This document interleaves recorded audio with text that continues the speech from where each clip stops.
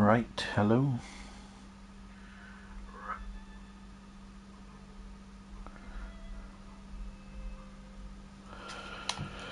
Right, hello. My name's Waldowski, and let's get into another part of Assassin's Creed Syndicate, where we're on the last. I'm quite surprised how quickly we've got through this. Although there is the World War I to do, isn't there? We're on the last sequence 8.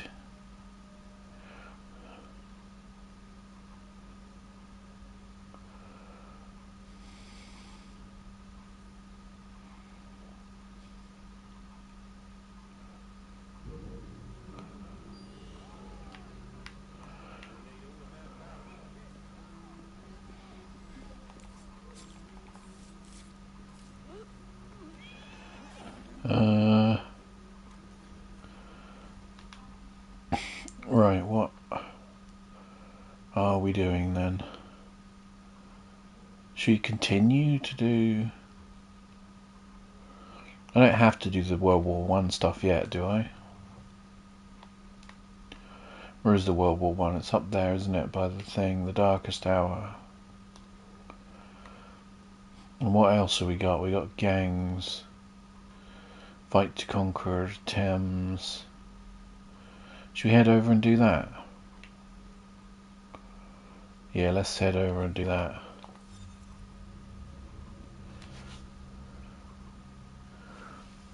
And we get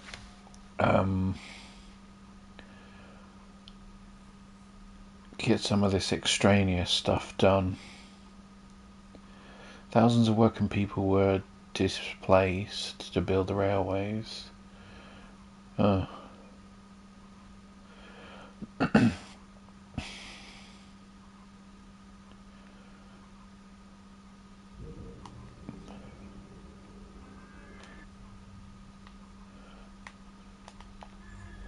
Fight to conquer the Thames.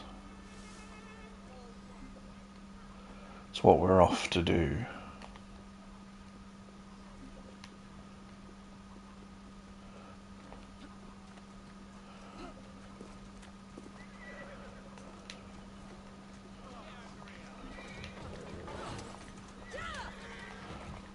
I don't have to destroy stuff anymore.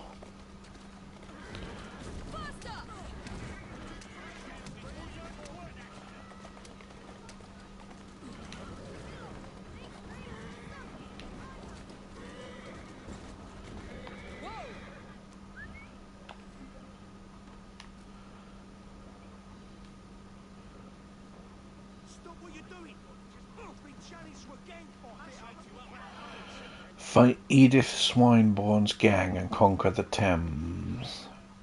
Gold blessing Kirkry.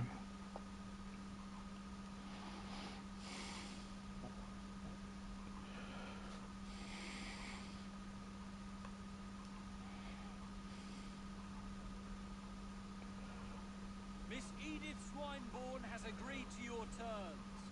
Everything is permitted in this gang fight. The wager is ownership of the Thames. Good luck.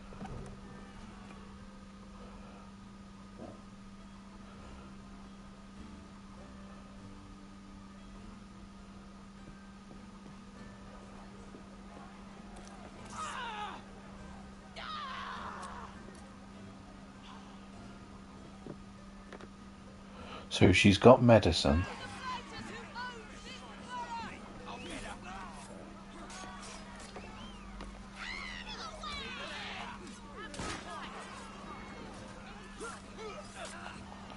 Oh, she's berserked.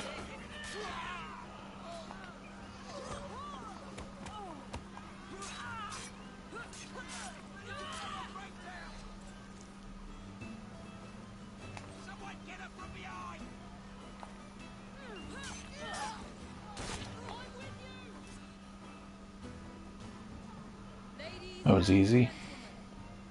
We are Evie and Jacob Fry.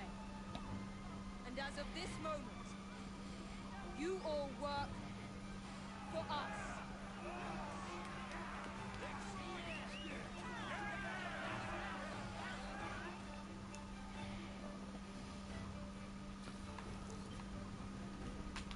Should have a look at that category. Inventory, weapons, gold, blessing. It is said that there is a blessing upon those who hold this category. I don't believe that extends to those who take it in the throat. Who what? Wait, what did I say? I said there is a blessing to those who hold this category. Right, the Dems is done. That's done, that's all done. Ah, we got some investigations. Got a couple of investigations. Oh, someone wants to see us.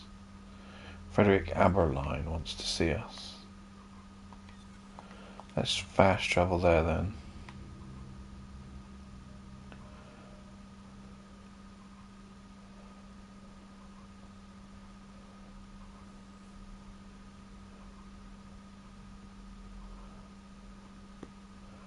And we've got a map for the World War I treasures, so that shouldn't be a problem. I think I might save that till last. Or will ultimately last will be the Royal Correspondence.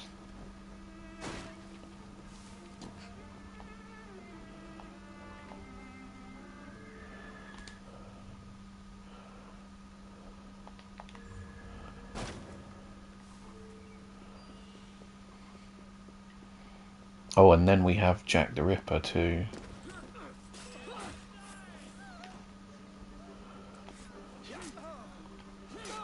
Which I've never played before.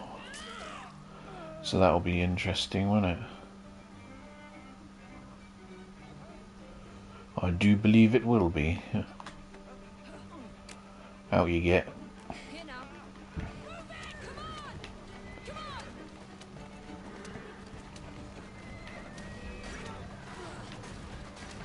Come on! Easy.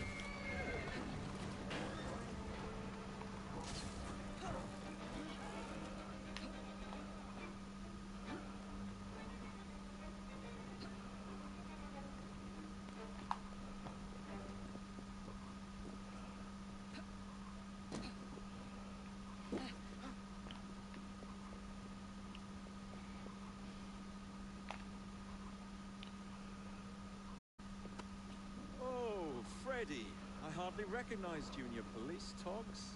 You certainly scrub up well. I thank you for your help in collecting these bounties. I am impressed with all you have accomplished, and I wish you luck with your future endeavors.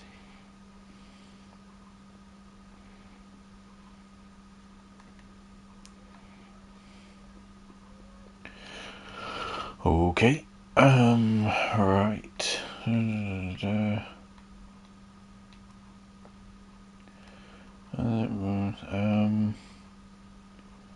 Charles Dar. Wait.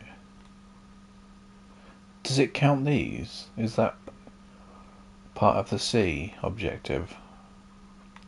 The Sound of Sea.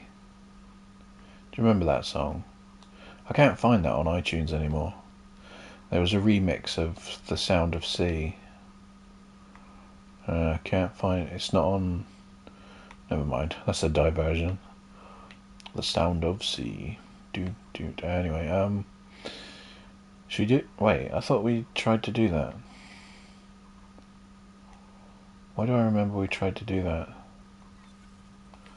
I don't think we did. The Twice Dead Professor.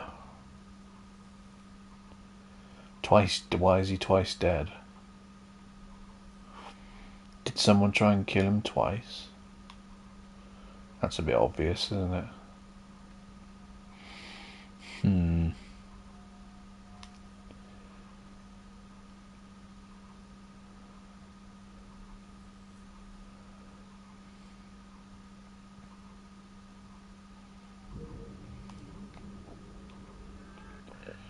Twice dead. Why is he twice dead? Wait. Was there a closer? not really.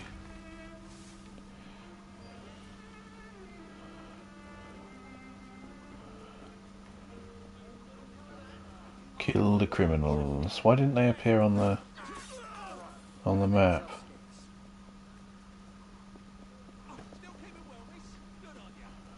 Oh, get the carriage.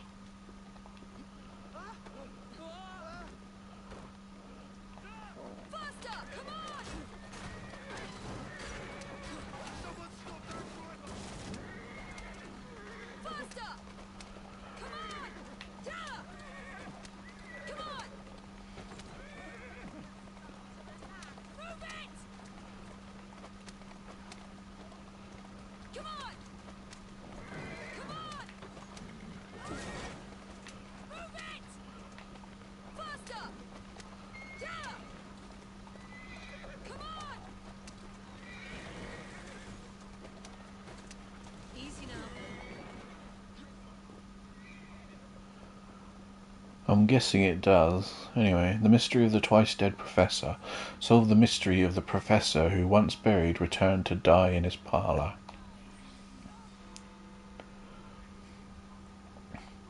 I see. What did he die of originally, then? Old age? Aggie. Here's an especially exciting one. Perfect for a penny dreadful. Oh. The famous professor dies twice. That's once more than usual. Twice as many sales. My name will soon be known across the nation.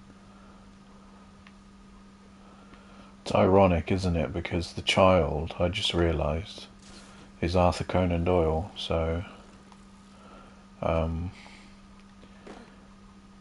bloke who was just talking, his name won't be remembered. It will be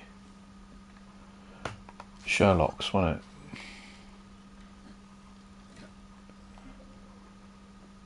Well, I mean Arthur Conan Doyle. Anyway, right. Oh, that actually marked. Okay. It's fair enough. Right, Bing's home. Do you think he's got someone he knows called Google? Sorry. Bad joke. Right, are these suspects? No, they're just standing. Oh, Christ, there he is. Well, they might be suspects. Professor Bing's body. The body shows evidence of having been in a terrible struggle. There is a deep cut to the forehead that appears to be surgical. The cut goes into the skull itself. Ooh. Clues 1 out of 7. Has this got an upstairs, perhaps? What's this? Sculpture, an intricately carved sculpture, evidently of African origin. There is a small recess where something could have been hidden.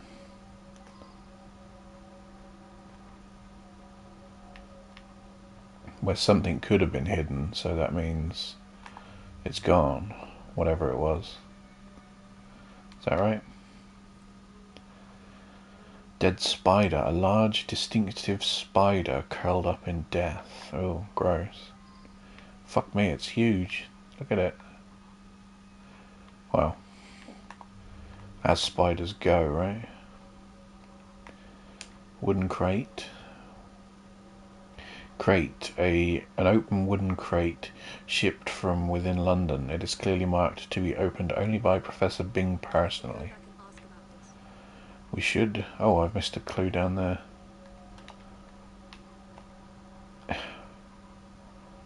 Legal letter. A recent letter of Professor Bing from his attorney. My dear Bing, I can certainly amend your will to discourage the marriage of your son with the young lady in question. An annual allowance that will be suspended in the event of such a marriage should serve the purpose. If, as you suspect, she is driven by love of money, such a provision should considerably dampen her ardour for your son.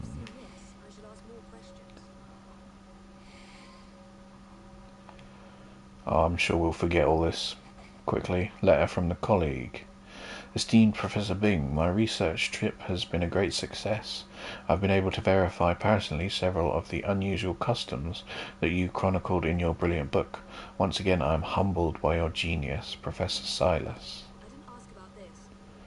Well, now, we didn't ask about any of it because we haven't interviewed any of the suspects yet. I missed a clue downstairs. Oh, look, a cat on the... get off the furniture, cat. Personal letter. My dearest love, I do not understand your father's antipathy towards me. I fear that he will take steps to disrupt our engagement.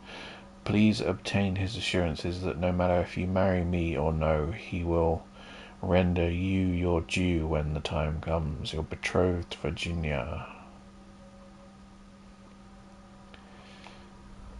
It's unthinkable. Such a great man. We were still in mourning from the burial. He was buried yesterday in the family plot.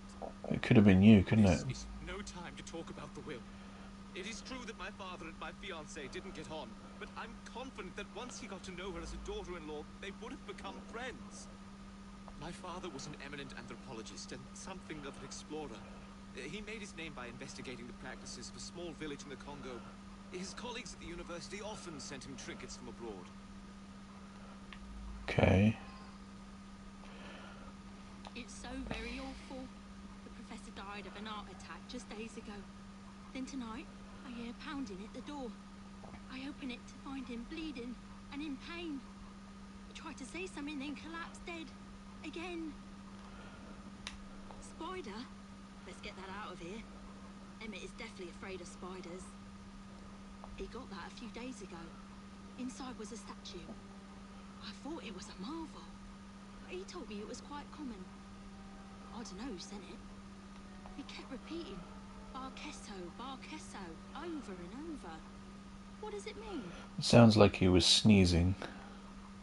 Bacasso. Bless you. A cemetery and a university.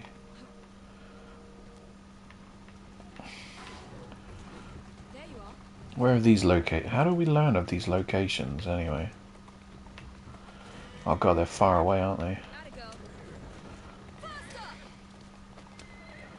Taking us right across London. Right, we'll go to the cemetery first. Because it's straight ahead.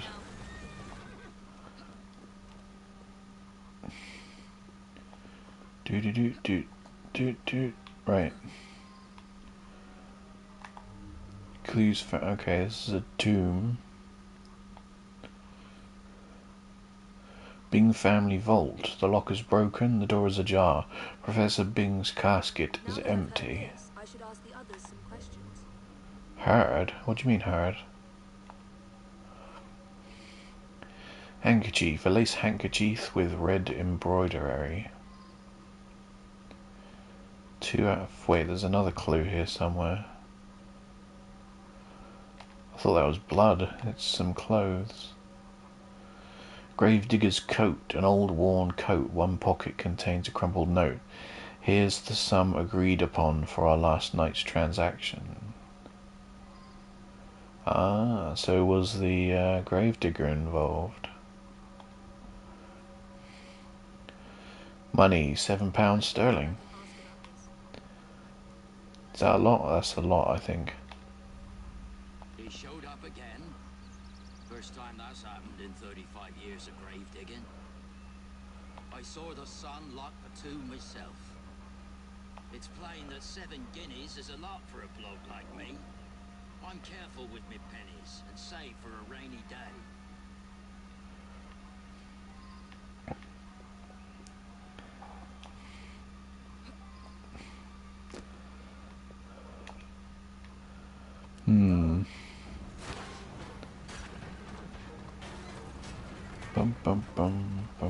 Bum. Bing's home.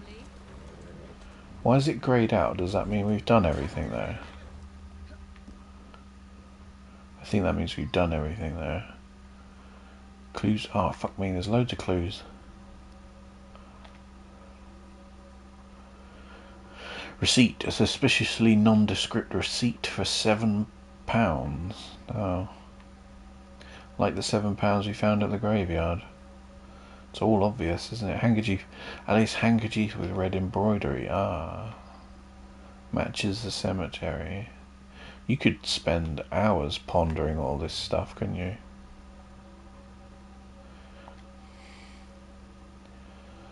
Treatise by Professor Wilson on the topic of an unusual Bolivian spider.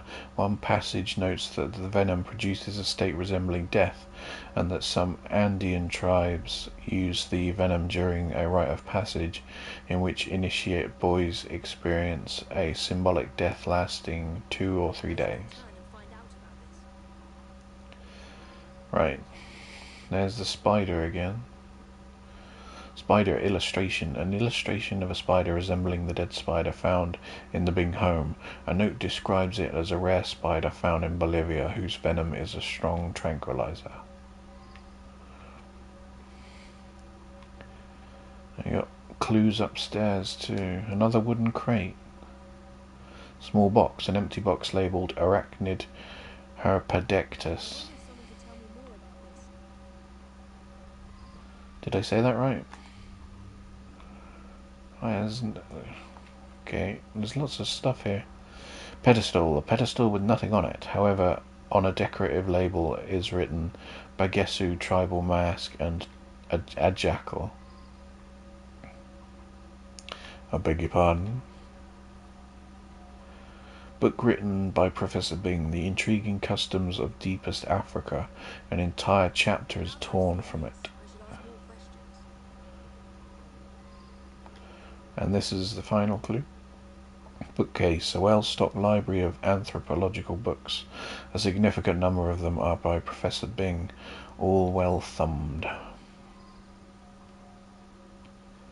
Okay, that's Silas. The anthropological sciences have lost a great mind. He revolutionized the field. It is my fond hope that I may inherit his mantle. I recently traveled to Africa in order to continue studies on the indigenous tribe Professor Bing discovered some time ago. Which one is that? Sorry, difficult to read. I've lost my spectacles somewhere. Well, that's incredibly convenient, isn't it? An eminent colleague. He wrote prolifically. Probably no one will ever amass the amount of knowledge he acquired. My thesis subject. My South American colleagues tell me that this particular arachnid is only found in the Bolivian Andes. Fascinating subject. I'm most vexed about that. A rare specimen of the sort I've been studying for years. It escaped a few days ago, no doubt due to that scatterbrained assistant Virginia. Maybe she did it. Do you think? I don't know. A lovely man, and quite wealthy. I only wish he had lived to bless my alliance with his son. I'm sorry to hear about that. Do you know whether that change was actually made? I haven't been following this properly. I couldn't find that. I'm afraid several of the faculty purchased cadavers for research purposes. It's a fact of university life. Yes, that's mine. I misplaced a similar one, possibly at the funeral. I was so upset. I think it was her. Have we got to go and ask more at the cemetery? Bing's home. Looks greyed out. Is there more at the cemetery? Cemetery.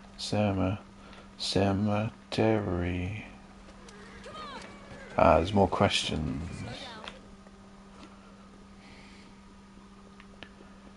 We didn't ask the gravedigger everything. Grave robbery. That's an insult. I'd be in the slammer quick as that if I got caught. So I sell a body or two on the side. A man's got to eat, ain't he? I broke the lock and left him on a barrel just behind his tomb. It was dark, couldn't really see. But some fella come by and carted the old professor off. It's muddy back there. You can likely still see the tracks. Some fella?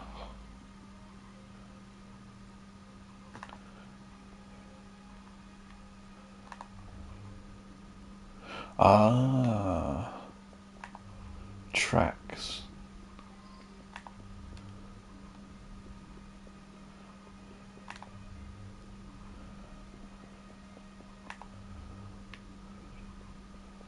Should have probably followed this in a carriage, shouldn't I?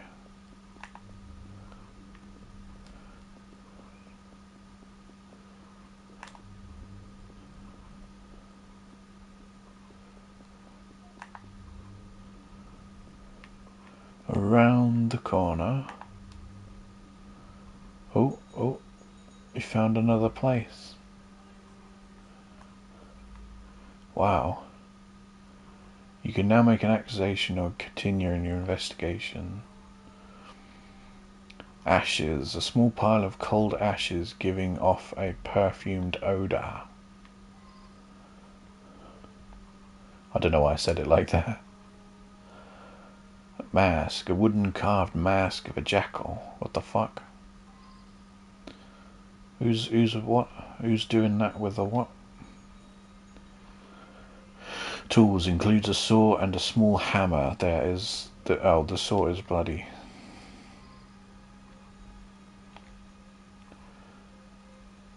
A single page torn from a book on the Bagesu tribe. It describes ceremonial rituals involving sacred masks, incense, and chanting. What is all this? This doesn't seem like it should be her that did it. Ripped chapter, an entire chapter ripped from Professor Bing's book, The Intriguing Customs of Deepest Africa. The chapter describes an ancient custom whereby members of the Bagesu tribe ceremonially ingest the living brains of respected elders in order to obtain the knowledge of that elder. Oh. So is she a red herring then? Spectacles, standard eyeglasses broken in two. Maybe it wasn't her then, maybe it was the other guy. Because he said it was a fella that... Who was the...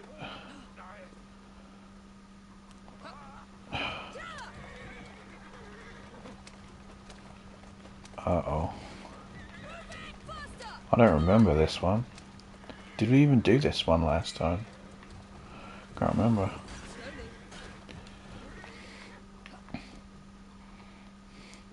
It clearly wasn't this woman. I worked for the professor for 18 years. He was a good man. I never had any cause to take his mortal life. And there are two suspects here. Who's this? I don't know who this is. Dare you? He was my father. And why Oh, in yeah. heaven's name would I have attacked him in such a manner? Yeah, no, it wasn't him. I don't think it was the woman then, was it? Wait, we've got this and the abandoned house, university, and the cemetery. Let's go to the cemetery, because it wasn't the grave robber. Well, not the grave robber, the grave digger. And I don't think it was Virginia either now.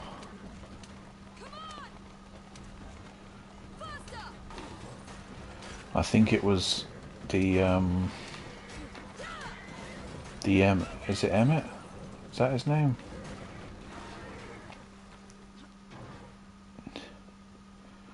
I think it was him trying to gain more information, learn more stuff, in the pursuit of knowledge. I plant some or I sell some. I don't do 'em in. No, yeah. Whoop. Down we go. We're trying to accuse all the wrong people. Because it's fun. Abandoned house, university.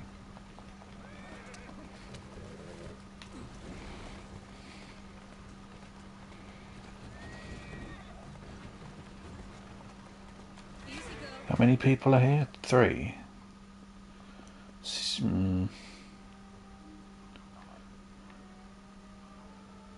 Are there 3 here?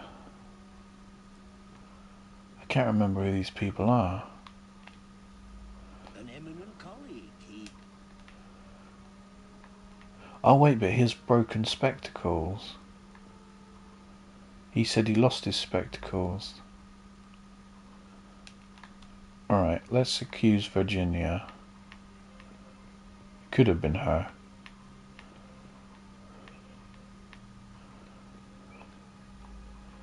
He was a stubborn old coot, but I wouldn't murder anyone.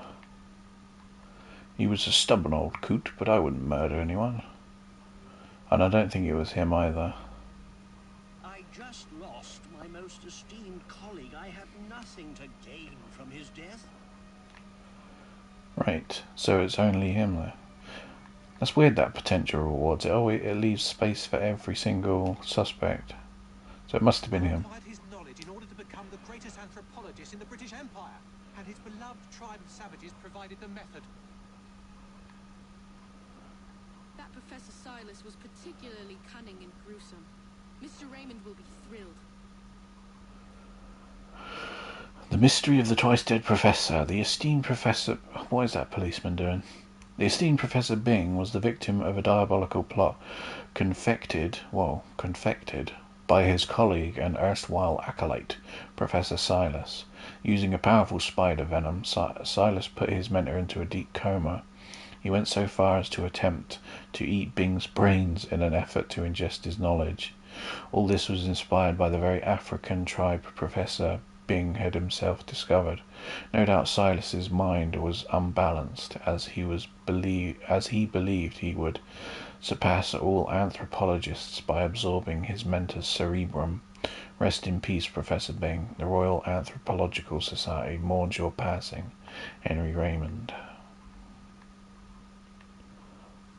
Up to the clink with you.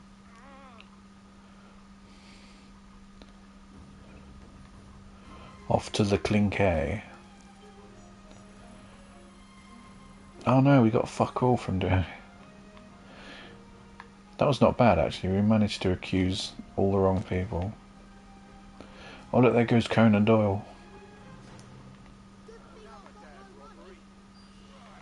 Wait, what?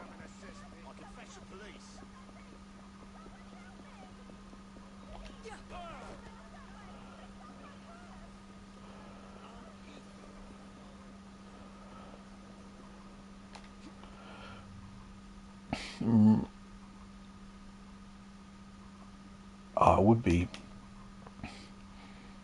Ha! Sorry. That sounds familiar. The most hated man in London. God, it would be awkward if you were called that, wouldn't it? Wouldn't that be awkward? The most hated man in London.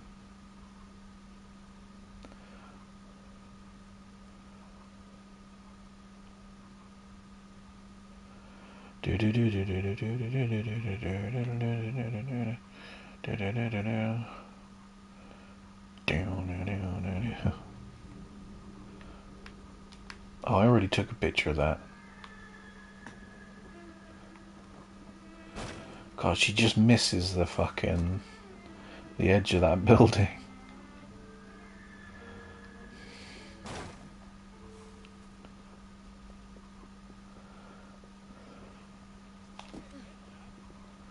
Wait, can you roll off there? Sorry, I just got to check. Another thief? Certainly can roll. Rocking and rolling.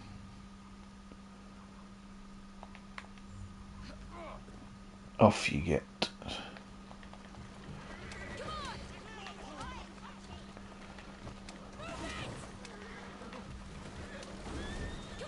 So averagely it's, oh Christ, pile up.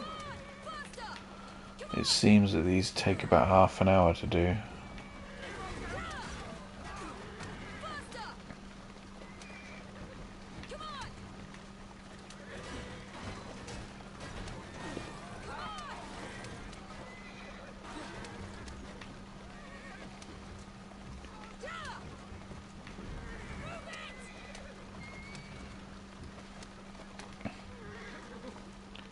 Whoa, what the hell? That guy spawned in the carriage. Deduce which of all the potential murderers actually killed Ashton. Uh-oh. Is this going to be the most difficult one? Probably. I don't care, really. Think of that. Crushed by a crate. The most hated man in London. Can you imagine achieving such a title? One day my brilliance will bring me similar recognition. Mr. Raymond, what are you talking about? It's of no consequence. What's important is that this man was hated by many. But who delivered the fatal blow? Was it, do you think it was an accident?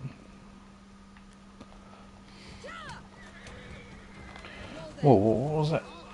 Oops, shit, oh god, oh god, oh god, this is bad. Run away. Oh, it was just a load of fruit.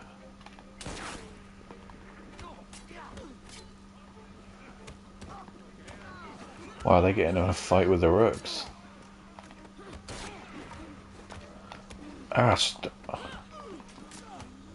they're gonna kill me.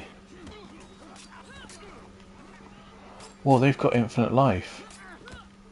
Oh shit. Ow.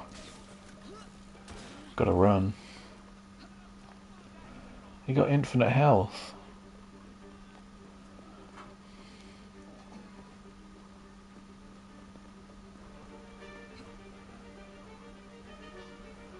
Let's go all around. We became the most hated woman in London, didn't we, just then? Looks like they've given it up.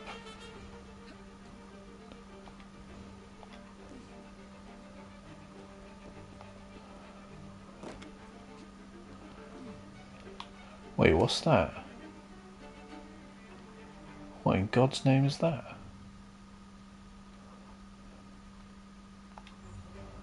Oh, that's the World War thing glitch.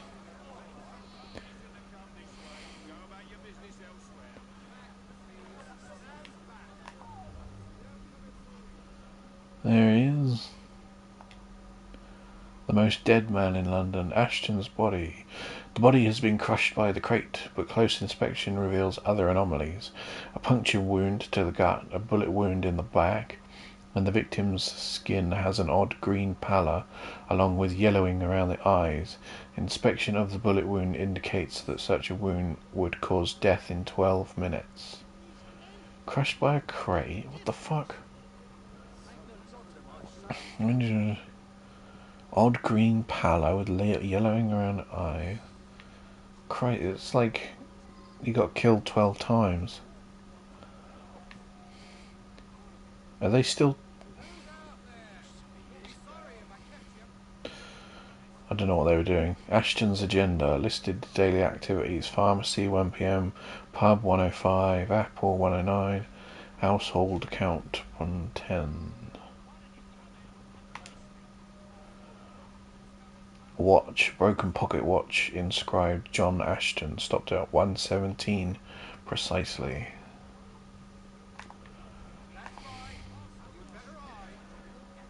Oh shit, clues. Tracks the path John Ashton took before he died. Right. Where's... Oh, is it the crate? How do you inspect the crate?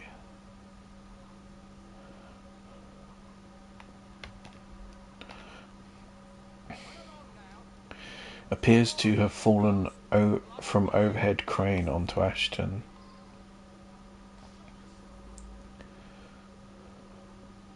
Is that another location? I know the man. He's hated by everyone. Surprisingly, it's not clear what killed him. I find multiple wounds. No need to send many people to jail for killing such a terrible man. What say you only arrest the single person who actually caused his death? I suspect that there is at least one deadly toxin in his system. He appears to have been stabbed with a perforating weapon, perhaps a spike of some kind. There would be bleeding and it would affect motor control right away, but death wouldn't come for another 6 minutes. Well, this is complicated, isn't it?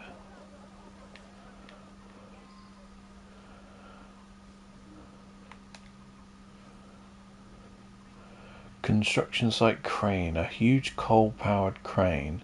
The driving mechanism is complex and requires an expert operator.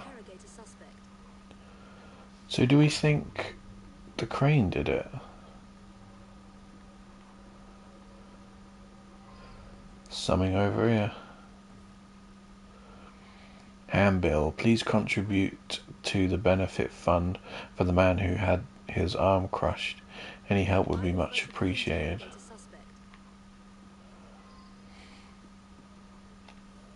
The man's a right bastard. I hope he's smouldering in hell. My best chum is maimed for life, and Ashton didn't care a fig. He deserved what happened. Beyond that, I'm mum. I'm not Wow. a crane operator. I wouldn't know how to work that. So it wasn't him then? It was me for certain. I watched the crate fall and crush him. He was still moving when it hit.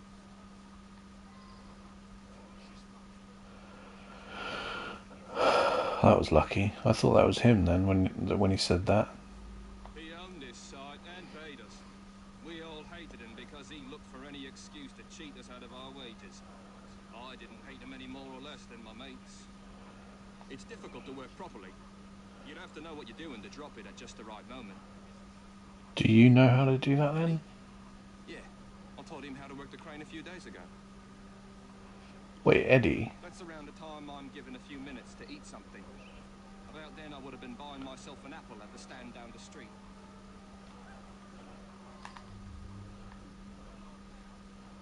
Oh, he told Eddie. Oh.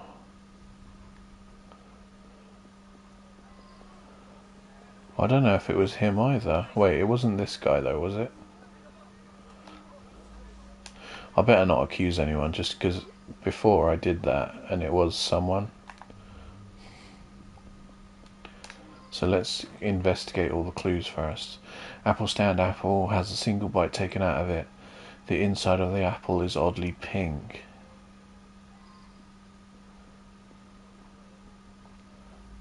He's my husband. Each day I bring him the household expenses just after he eats his apple. I also brought him his invitation to the knighthood ceremony, the one with the special scepter. Of course, he wasn't going to take me along. I often tie up my hair around a knitting needle. What business is it of yours? I don't know. What is business of ours? He stopped by here every day at the exact same time. He'd buy an apple and try to cheat me out of tuppence. But then most folks do that. Yeah, that sounds right. Came by for an apple. He was here when we heard the crate hit the ground.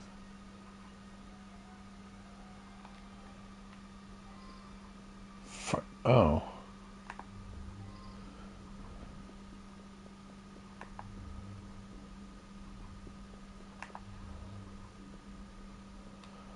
Stumbles, what? How the fuck do we know this? Spattered blood. Pub. Clues.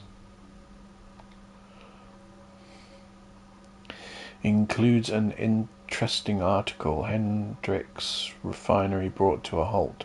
Apparent sabotage has destroyed machinery at Lawrence Hendrix foundry. Rumours circulating imply that industrialist John Ashton is behind the sabotage of his competitor. What killed him then? Was it the apple? I thought it was the crate for some reason. Pub revolver, a Webby boxer revolver, one chamber is empty. Someone shot him. Ashton stops in front of this pub every afternoon to check on business rumours. Something of a bastard, Ashton. Told me he had a bit of jam on the side, if you know what I mean. My wife didn't know about it. Well, the bit of jam wants out, but he won't let her. That's the sort of fellow we're speaking of. As a matter of fact, Oh, did you see that guy's teeth? at all times. It can be a dangerous neighbourhood for a wealthy fella such as myself. This proves nothing. It That was does. Ashton's doing. The man had it in for me. He paid workers to wreck my machines. Cost me a fortune. As long as he was around, I'd never prosper. So that Eddie did drop the crate then, and it wasn't him. Is that right? This is the the most hated man in London. It's the most confusing case. Wait, there's another area. We missed this one. Apple stand. Oh no, we didn't. There's something else we have to ask there, probably. A shoppy. Suspects. Clues. Let's have a look at the clues.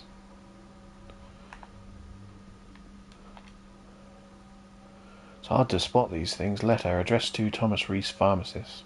Tom, my dear brother, I have recently made a most upsetting discovery. The man who forced the foreclosure of the family farm was none other than John Ashton, your very client. His behaviour and his affair is beyond indecent. Both father and mother are reduced to penury. You and I both must contribute all we can, although we each have obligations of our own at the very least. You must cease to do business with this dreadful man.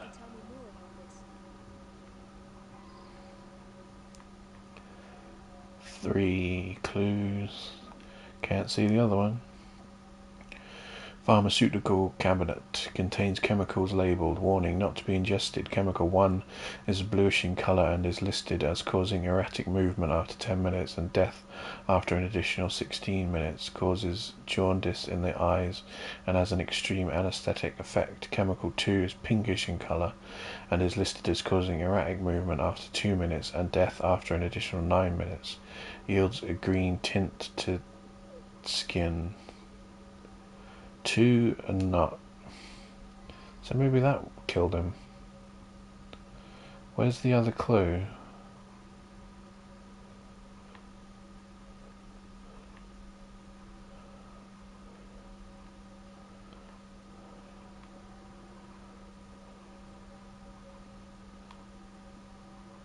Oh, what's that?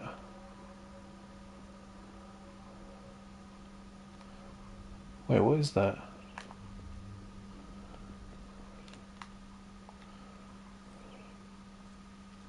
Medicine box. A medicine box of Ashton's prescription with a few remaining blue pills. He must have dropped it along the way.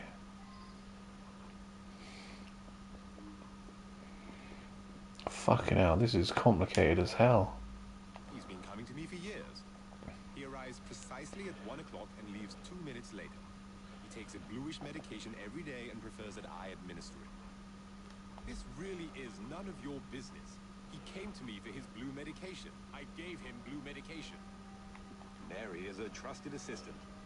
As far as I know, she's completely above board. Today, she swept the shop and prepared some medications. She also fetched herself an apple from the apple stand.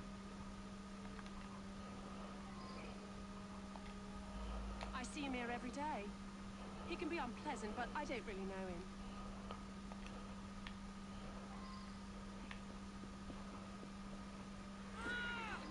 Ow, bad horse. So... Wait. That's all greyed out. The apple stand is still... Oh, that's still white too.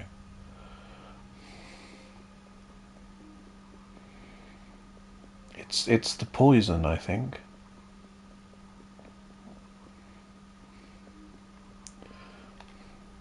Girl who works at the pharmacy? Here, she slipped me an extra threepence. She had a special apple just for Mr. Ashton. I gave him that one when he come by. Mr. Ashton did look strange like, eyes all yellowish, and then he turned pale after he bit into the apple. Almost green, really.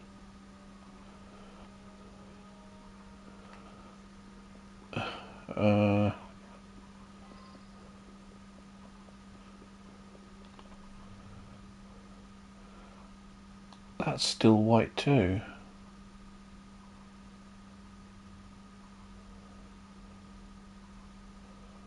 Huh? Wait.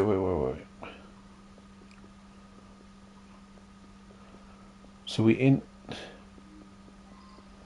there were no new questions.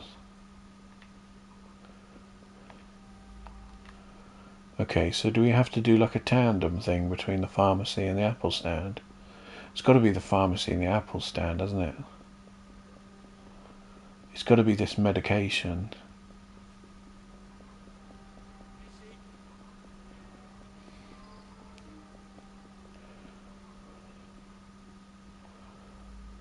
Quite right.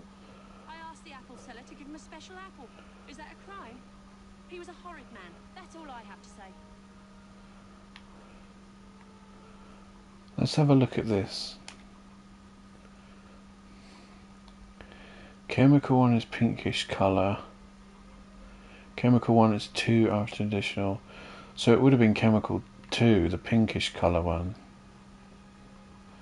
And he gave him the blue medication. This is so complicated. There's more questions at the apple that we do. We have to do a tandem. It's like getting blood from a stone. It's like pulling teeth. It's like getting pinkish colour from an apple. Very well. I found out about his dalliance with that girl from the pharmacy. It's not the first. Divorce is all but impossible given his influence with the clergy. Right, are they all Wait. You have everything you need to solve the mystery and make an accusation. Let's accuse him then. I don't think it was him. What on earth? I can assure you, I have taken the Hippocratic Oath and have never broken it. Oops. So Eddie did drop the crate, though. And it wasn't him, because he wasn't even there, was he? I was off eating an apple when it happened. Yeah. Blimey. Oh, I keep pressing circle. I think you have to quit. Right, so it was the chemicals, wasn't it? Wait, what happened to that guy? Oh, who cares? That's a rook, I think. There's another rook. Is that because that was when we abandoned them, wasn't it? I don't think it was this man in the pub. I didn't shoot him where it counts, but he bled out before anything else killed him. I should win something.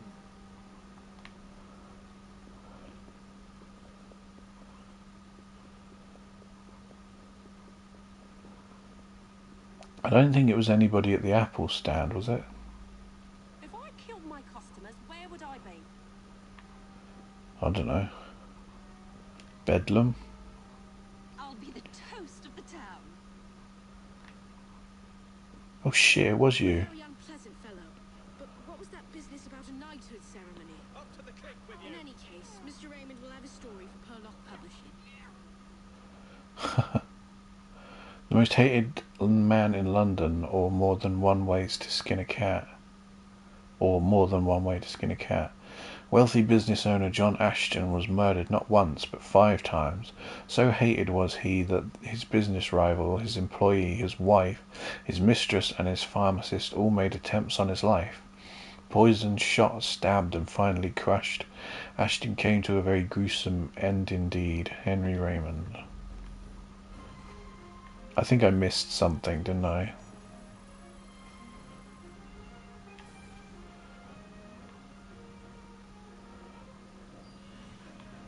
Never mind.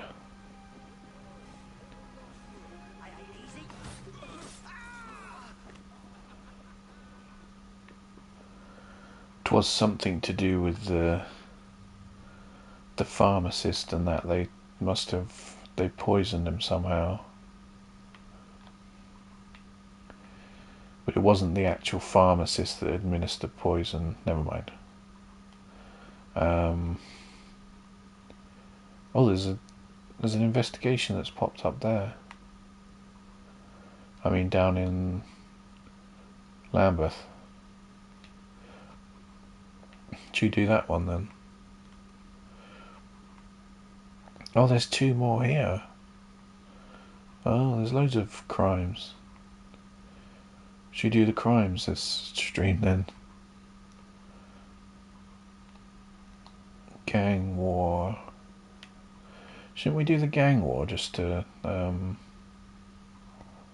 Yeah, let's fight to conquer Westminster.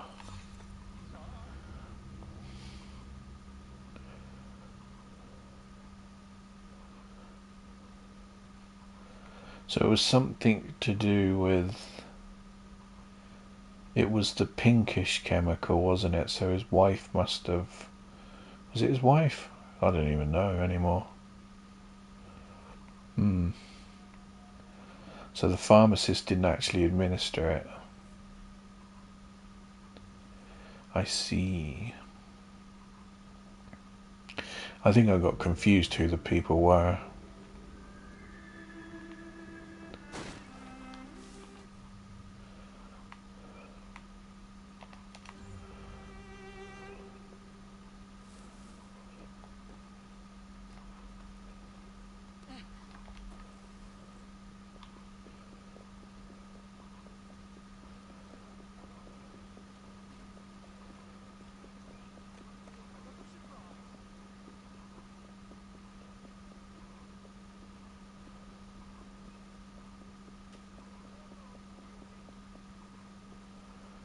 Here we go then, the final place.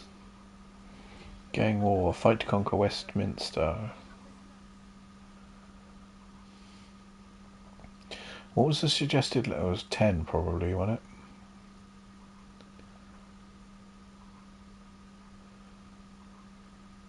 Miss Graves, known in London as the Bludger, accepts the terms to this gang war. The fight shall permit the use of all weapons. May the best gang emerge victorious.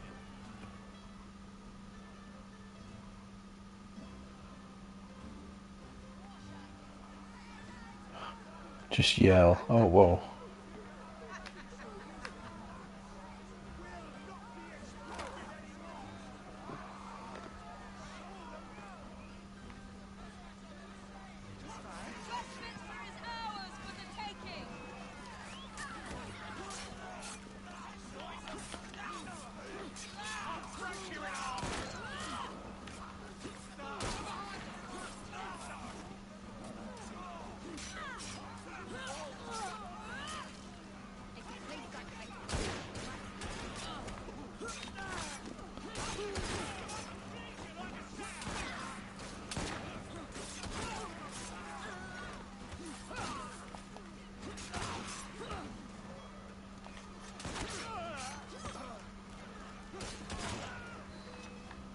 Well, there they go.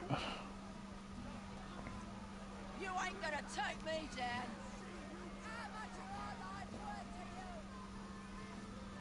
Look at all the dead people.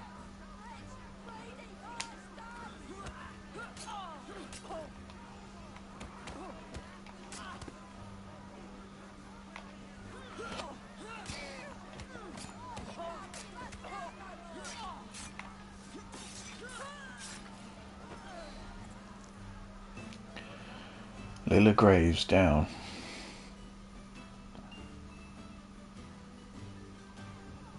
Ladies and gentlemen, we are Evie and Jacob Fry. And as of this moment, you all work for us.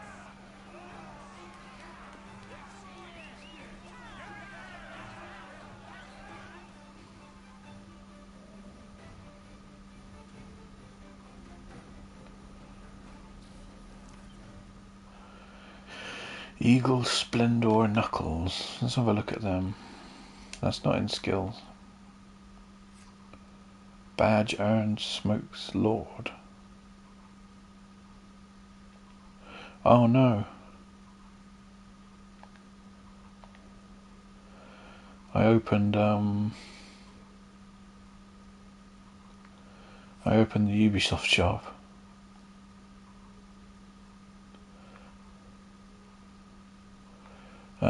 Anyway,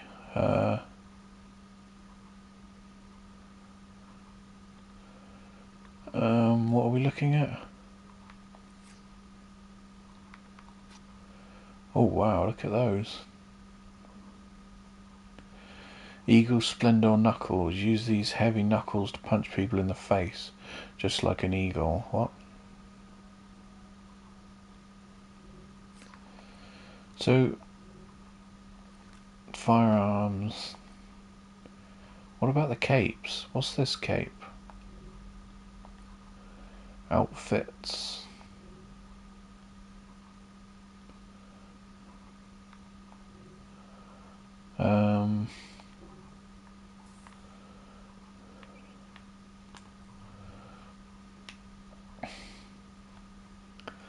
Our mutual friend. Should we do this mission? Because it's close. Conjuring up a killing.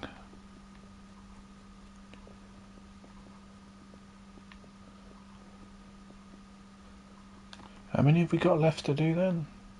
1, 2, 3. All done, all done. Never mind me, I have to check all this stuff. And then there's 2 okay. We're nearly there.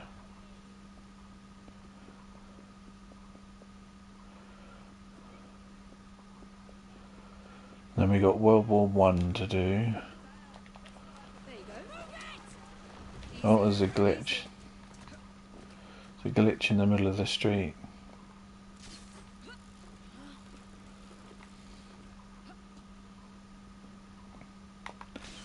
That's not going to work, is it? No, that's not close enough.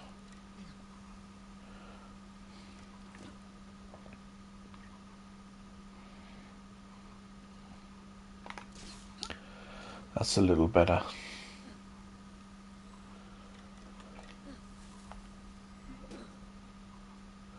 Nearly died.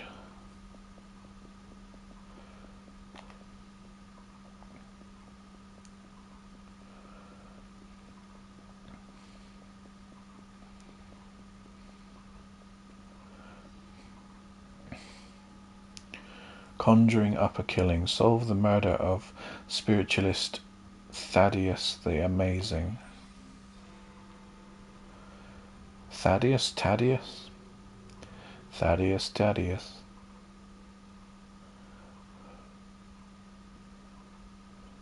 My dear friend, the Ghost Club has an extraordinary case for you.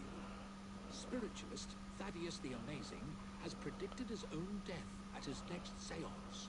Could you have a look? It's predicted his own death.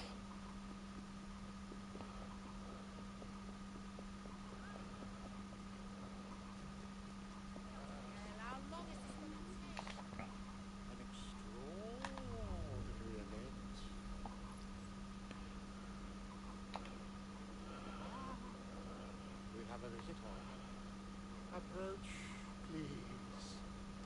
What is happening here? Not yet.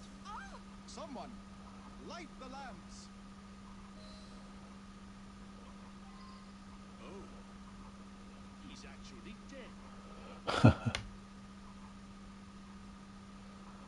Sorry, that's not funny, is it?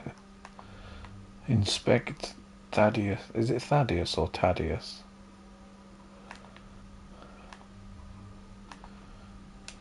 Did I do it? Maybe I did it. Shall I rest myself? Thaddeus's body, his hair and clothing have been slightly scorched from the explosion. A bloody knife is stuck in his torso. Clues fucking hell. 1 out of 7. Let's see. Client list. List of Thaddeus's clients, his addresses. There are also 2 columns for each client. Both columns indicate the significant amounts of money per seance. The first column appears to refer directly to the client. It isn't clear to whom the second column refers. However, Dr. Wilburn is missing from the list.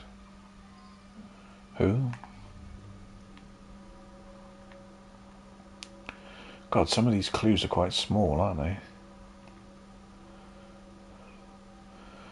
Legal papers. An unsigned paper which would enable Thaddeus Smith to act as Howard Roberts' legal representative.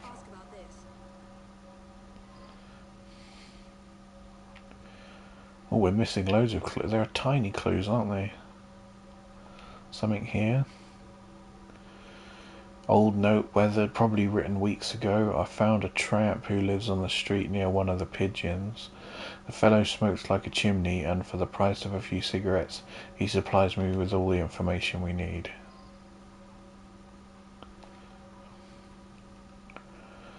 Threatening note, for the love of God, get his signature at the next session, or I swear I'll expose you. A.R. Ah, see, we have missed something. Receipt, theatrical supply, flashpot, 8 shillings.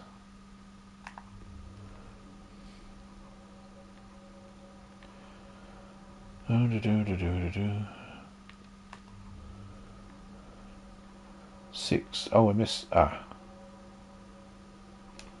What is this? Timer and flashpot. A rudimentary timer with charred remains of a fuse attached. The fuse leads to an empty plaster cylinder, apparently the container of a wooden... Wait, what? Why am I saying wooden? Apparently the container of a non-lethal amount of gunpowder to produce the recent flash of light.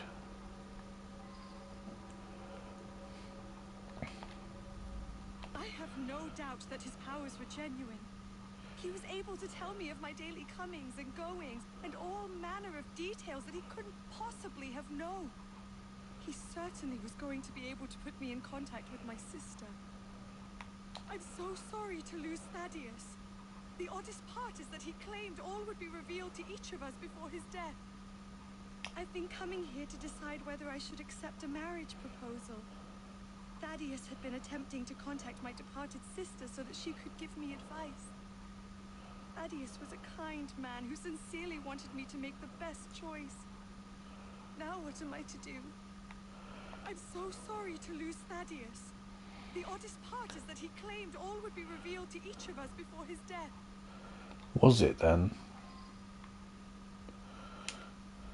He was an incredible psychic. I came to clarify some personal financial matters. I don't understand what happened. He foretold his own death, but I didn't expect it to happen like this. This is so frustrating. I had a simple question, but have had to come back for seance after seance, week after week. Each time Thaddeus divined a partial number from the other side, but never the entire correct number. Today he promised that I would get everything. Thaddeus felt that if I signed some papers, it would demonstrate to my dead father that I had absolute trust in Thaddeus. What? I'm not listening. I sought him out after the death of Mittens. Mittens. I was so hoping to hear from my loved one. I'm convinced Thaddeus could have communicated Mittens' wishes to me. I must know to whom Mittens wishes that I should leave my fortune. And now Thaddeus is lost to us. I shall never know. Mittens is my beloved kitty cat. She was run over by a milk wagon several weeks ago. Jesus. I've been trying desperately to contact my sweet thing ever since. I'm not well, though, and likely haven't long to live myself.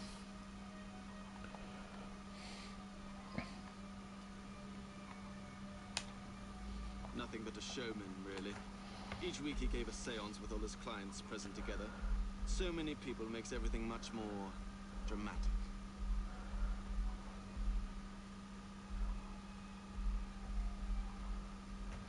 I attend Lady Ursula at these sessions. She's ailing and needs someone to help her along.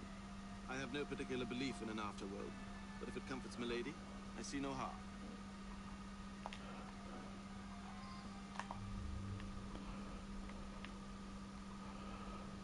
What? There's more suspects? Oh no, there's not. I'm not looking at this properly, am I?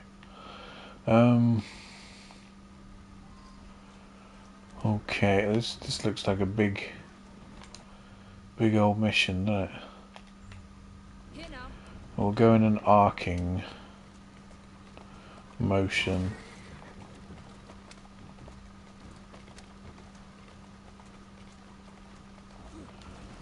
Easy.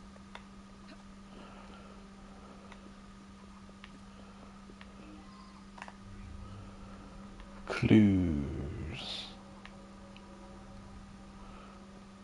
Is that a clue?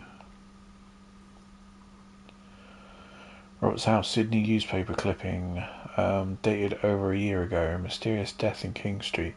Spiritualist who went by the name of Felix Magnus claimed that he would die at his next seance, but the outcome held even more drama. Mr. Magnus demonstrated to several clients that their closest friends and relations were swindling them via Magnus himself. Before a burst of smoke and flame ended the seance abruptly, Magnus was declared dead by a certain Dr. Folsom, who was attending as a client.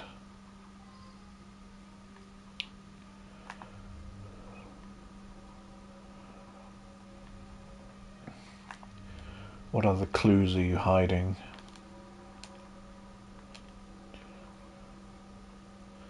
Paper, several scrawled notes. Bentland Bank, A7, crossed out. Bank of Kent, 270, crossed out. York Bank, A72, crossed out.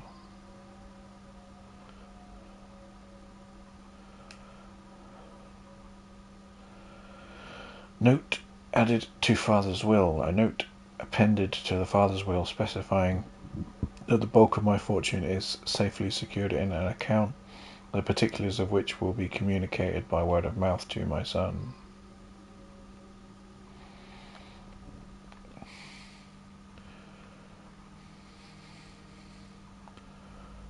My brother has become obsessed with some secret bank account. He inherited almost all of my father's fortune, as well he should as the male heir.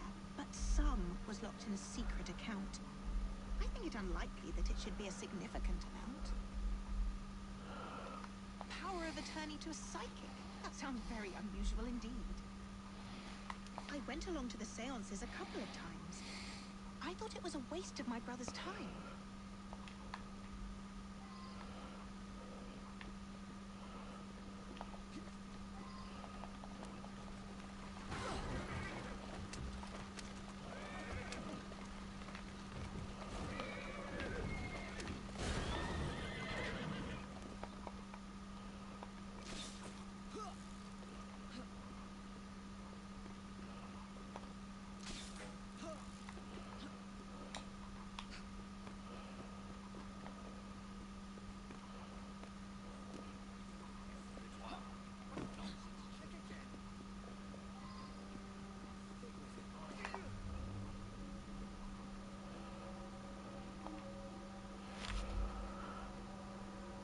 Coat. There is a letter in one of the pockets. Boyd, dear lad, if you don't get me the money by the end of the month, you will be in a heap of trouble, the kind of trouble that hurts. Need I say more? The kind of trouble that hurts.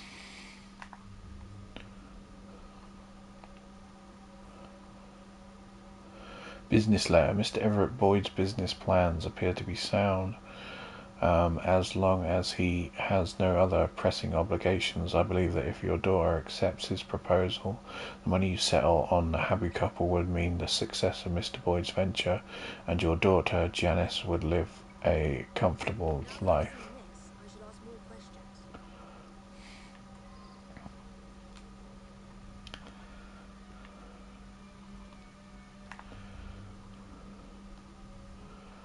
Where are you hiding clues? Diary. I have some affection for Mr. Everett, but I don't think my sister would approve of him. She always bade me to strive for more than that which merely appears directly in front of my nose. If only father weren't urging me otherwise.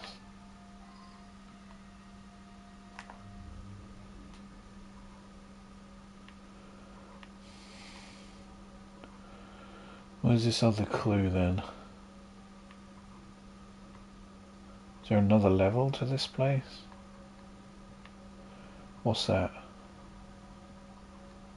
Is that something down there?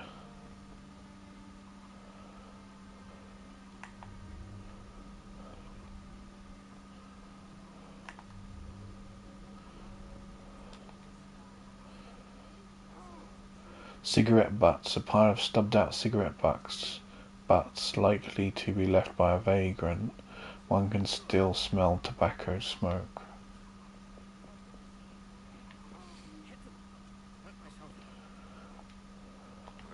father mentioned this swindler to me. I understand it's because of him that my engagement has been delayed. I know the owner of a local brewery, and I'm convinced his business will flourish. He just needs some financial backing. Now Janice is free to be married at last. I'll invest my dowry in the brewery and make a fortune.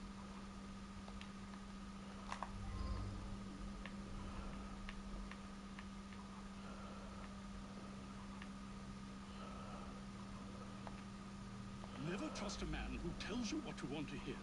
He's after something. Taking advantage of my daughter's love for her departed sister. With that charlatan gone, things can get back to normal. My daughter's engagement to Everett Boyd can be announced at last. Janice's elder sister was strong-willed. Put my leg down. That's why it's so sad that she passes the price, even in death. Time for Janice to think for herself. I know what's best for her. A girl Janice's age should be married. Everett is a very sensible young man from a good family. He'll be very successful, I'm sure of it.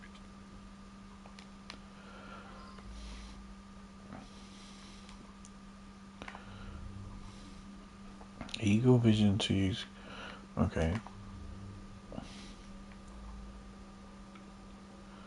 Is there some trails then?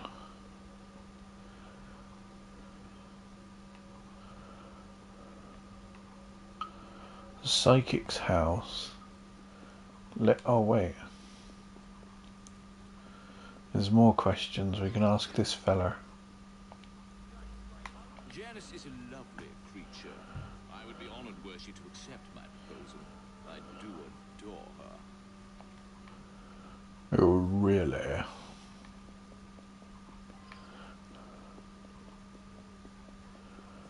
I'm not paying attention to this one. It's quite confusing. Quite the confuddlement.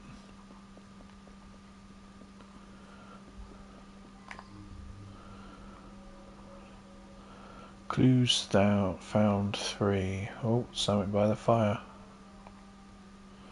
Newspaper. Boston newspaper clipping, dated 7 months ago. Medium foretells his own death in stunningly dramatic final seance.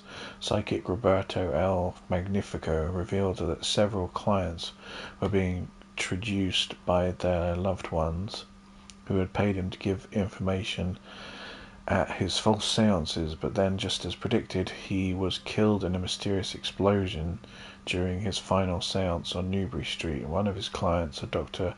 Pittenweem, pronounced him dead at the scene. The phrases "traduced by their loved ones" and "mysterious explosion" are circled in pencil. What in God's name? Lady Ursula's health is not good at all. And now she's lost her cat, it's almost like she has nothing left to live for. He's been Lady Ursula's butler for years. We have plans to marry. But first, Douglas needs to put together a little nest egg. He says he'll have some money soon. Lady Ursula was planning to leave her fortune to her cat Mittens.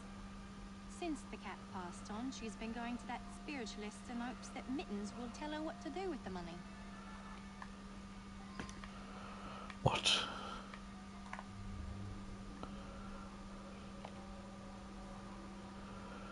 Lady Ursula's house letter. I found another newspaper article similar to the one I gave you.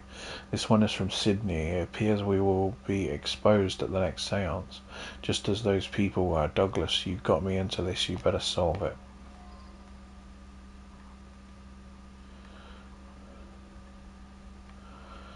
Is there another clue upstairs? There certainly is. Lady Ursula's will, to Miriam my maid and to Douglas my butler. I leave my Bellingham china in thanks for their long service, to be given on their wedding day, whenever that day shall be. I leave my dear cat Mittens all my remaining worldly goods, in the hopes that they bring him even a small portion of the joy he has brought me. In anguished handwriting the margin is scrawled, "Whatever will I do now that my dear Mittens is no more?"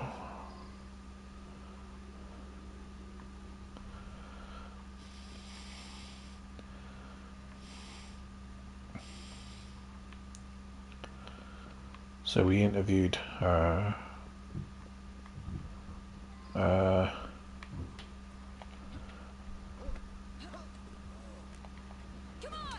we're going back to the scene.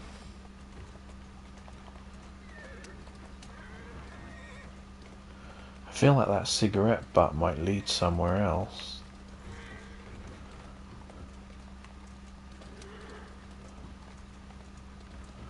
Easy, girl.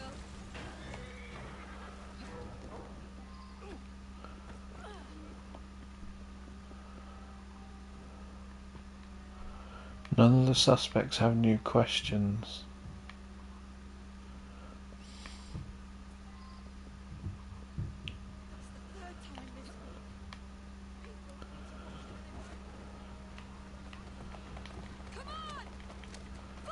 We missed something.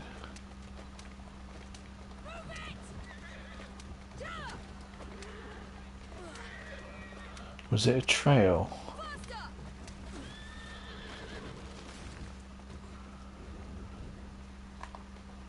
Easy, easy.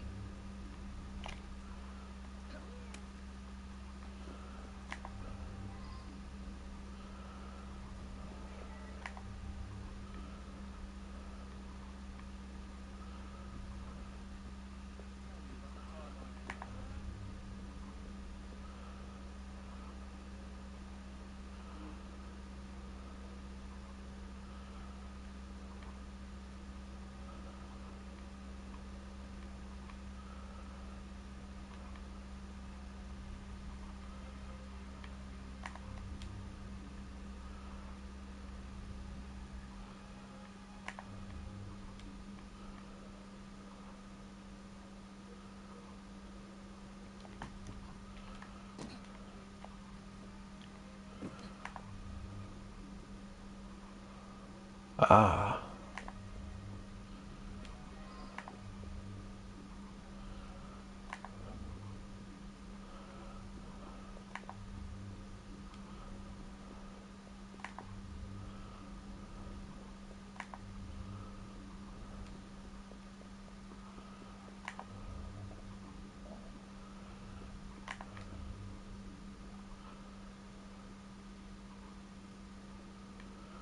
Oh, did it disappear?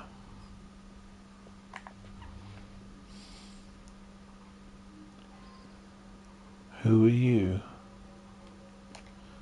That's me. Yeah, some fella come by here every so often. Gives me a silver sixpence if I tell him everything about the folks in that house. Oh shit. Nothing unusual about him. Just a regular fella. I've seen him go into that building over there.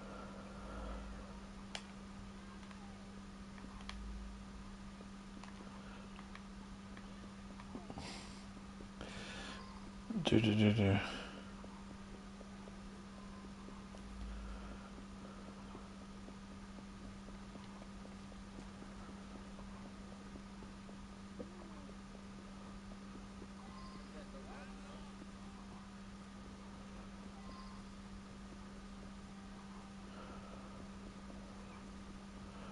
Where's this psychic's house?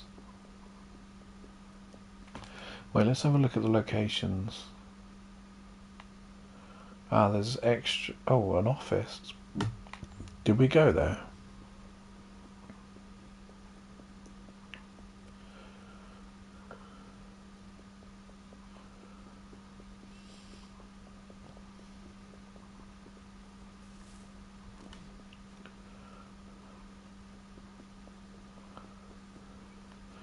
Oh, this is the psychic's house. We need this. That's it. We're done for.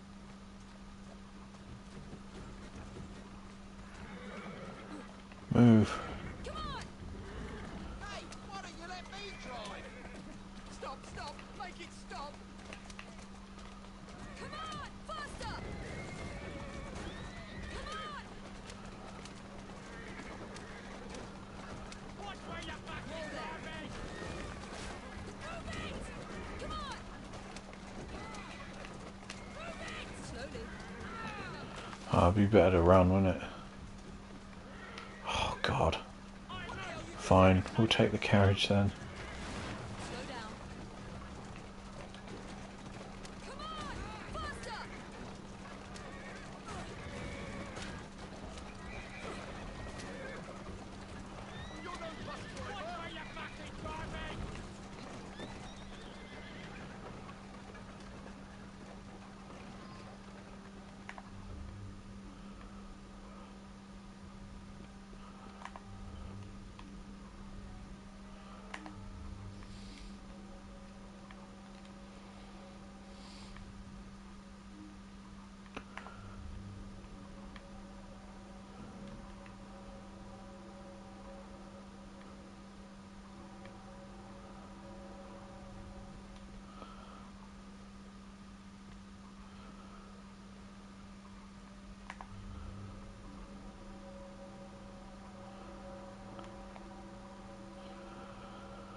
Business cards. Several business cards for a medical doctor are all are identical except each is printed with a different name.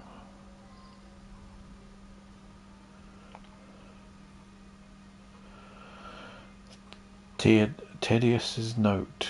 W. Arrive after the others as usual. It will deflect suspicion. Also, make certain that we get a big flash this time. They must be convinced it is enough to kill me. T. the Amazing.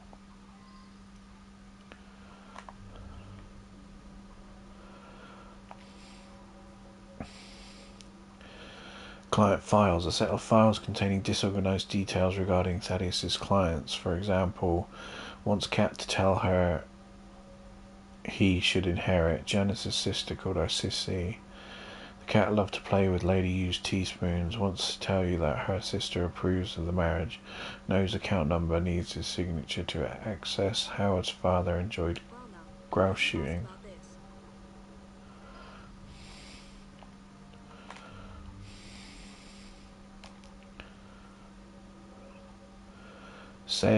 She says the account number is A72 at Kentish Bank.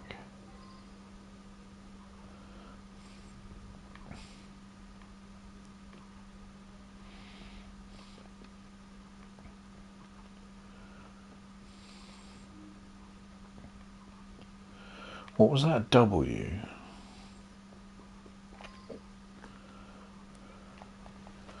This one's a long one.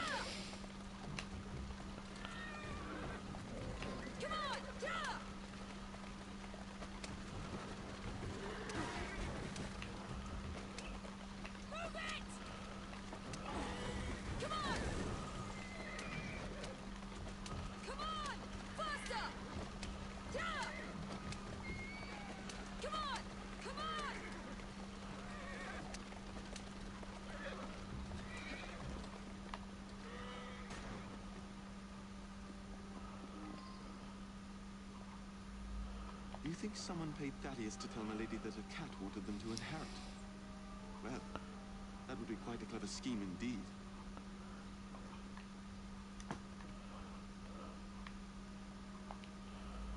I simply do not believe it. And if you're implying that my butler was paying Thaddeus, I must ask you, why would a great psychic do the bidding of a common butler? Hmm? My own sister, paying Thaddeus off? I thought he was a bit too insistent that I sign that paper. Well, Anne is going to get a good talking to, believe you me. I simply do not believe it. And if you're implying that my butler was paying Thaddeus, I must ask you, why would a great psychic do the bidding of a common butler? Hmm? I wasn't sure if we'd listened to all of that. Good Lord, you found the office? I admit it then. Thaddeus and I traveled the world, bamboozling the gullible and then exposing the swindle. But his death was meant to be a fake. I have no reason to want Thaddeus dead. Quite the contrary. Yeah, I think he's telling the truth. That's the only thing I know about this. I haven't been paying You attention. believe that Everett paid Thaddeus to manipulate me? It cannot be true. Thaddeus knew all of my comings and goings. He genuinely could communicate with the world beyond. She seems to actually believe him. Are all locations greyed out now? It's gotta be... It's gotta be someone at the seance, right? I'd imagine.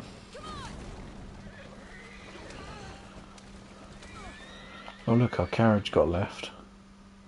So it's probably not... Well, I don't know. It might be this person. My father left everything to Howard. Well, I had other ideas. They had nothing to do with murder. I wasn't even there.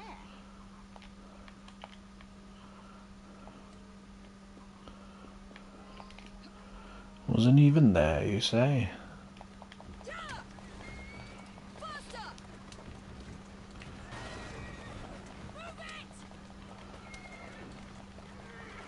Right, there's no one at the office.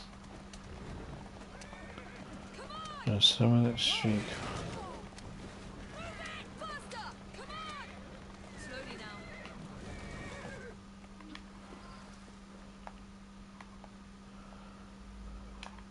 That's me. Yeah, some fella come by here. Oh, I can't even accuse him. I want to get into the carriage.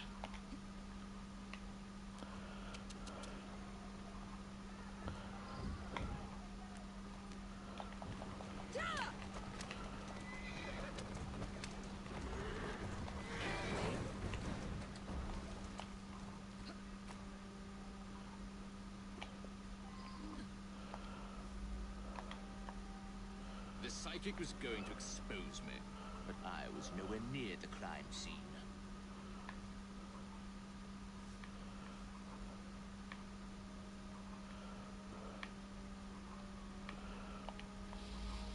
The man was a fraud, and I'm glad he's dead. But someone in my position does not commit murder. Oof. Wait, so what did we just do? I've completely forgotten. We went there, so now we need to go to Lady Ursula's house and accuse everyone there.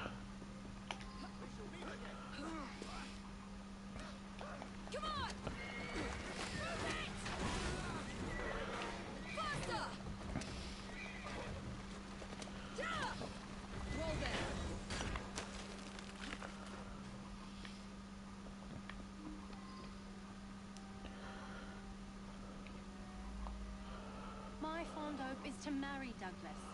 I think him a good man. Why would I interfere with a psychic?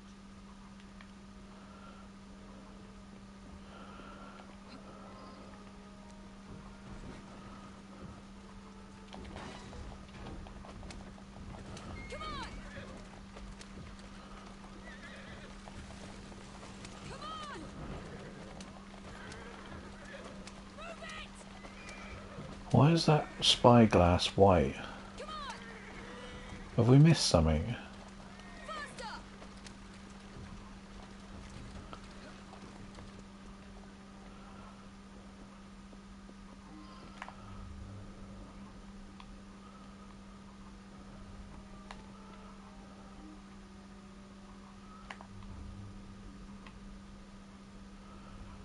Oh, I don't know. I don't think it was this lady. Why on earth would I kill the only person who could contact my beloved sister? And I don't think it was the mittens. I am speechless. Thaddeus was a great man, and I mourn his loss. I can only hope he's with my fluffy mittens now. Who's this guy? No, it wasn't him. Why would I kill him? He and I had a good plot going. We fooled people, but the people who paid most dearly were the thieves.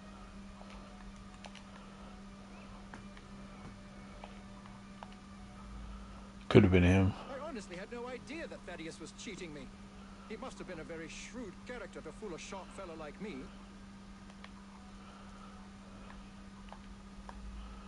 He was going to reveal my plot. He paid the price for betraying a fellow crook. There you go. This Thaddeus fellow was rather too clever by half. But you pieced it all together very cleverly. Yeah, I know. Mr. Raymond was particularly interested in this one. He admired the duplicity of Thaddeus. Conjuring up murder, spiritualist Thaddeus Smith routinely swindled not just his clients, but his clients' friends and families. In city after city, Thaddeus and his confederate Dr. Wilburn lured in those desperate to speak to the departed in the afterworld, but the swindlers were doubly paid, first by their clients, then by those close to them, who wished to manipulate them in such a fashion. Miss Anne Roberts hoped to gain legal authority for her brother in order to remove funds from a secret bank account. Mr. Everett Boyd wished to ensure his marriage to Janice Asquith would take place in order to gain... what did I say?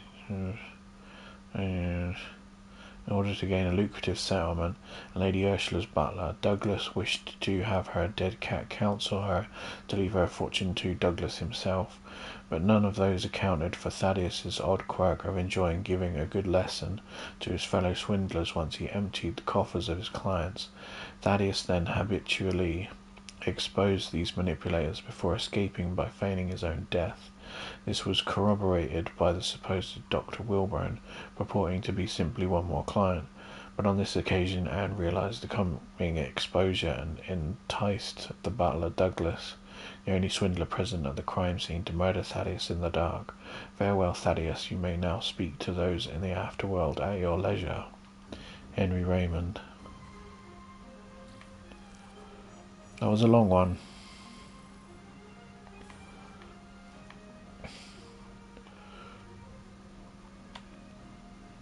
One, two.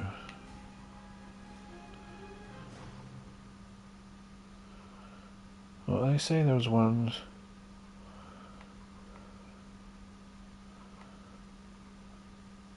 Where's the other one then?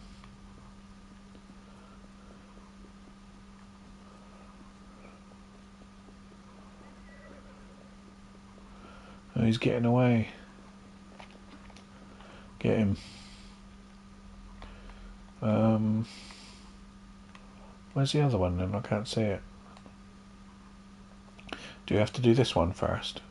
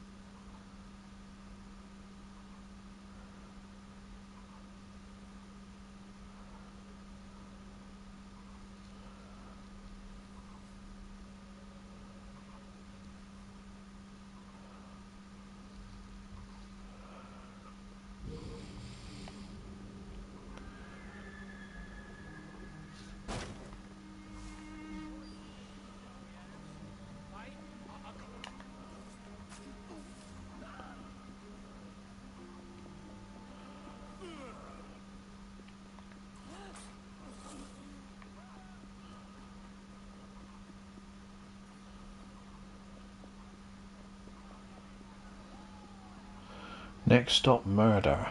Solve the mystery of the body found on the banks of the Thames.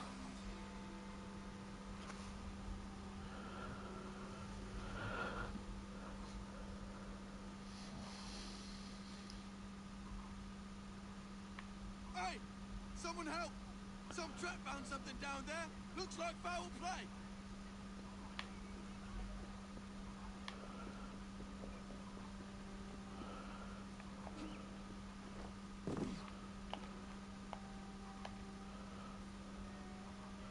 Body. Male body dressed in the manner of a wealthy businessman.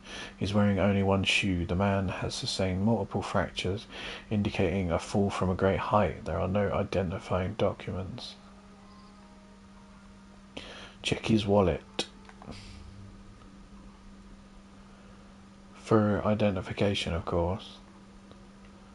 Drag marks. What the fuck? Someone dragged him out of the Thames.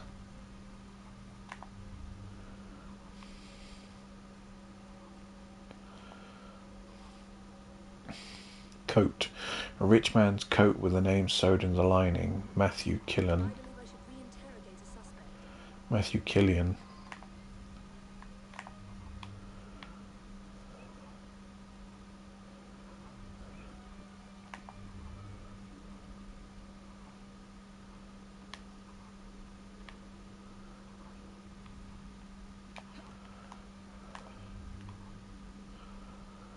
Where would the other clue be? Up there, do you think?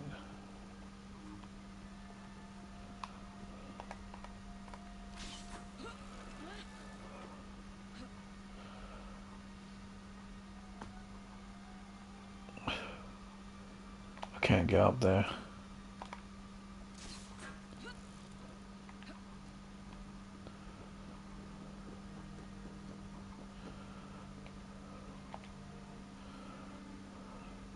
Pocket watch, a broken silver watch.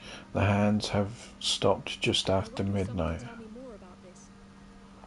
Just after mid. Oh no, don't.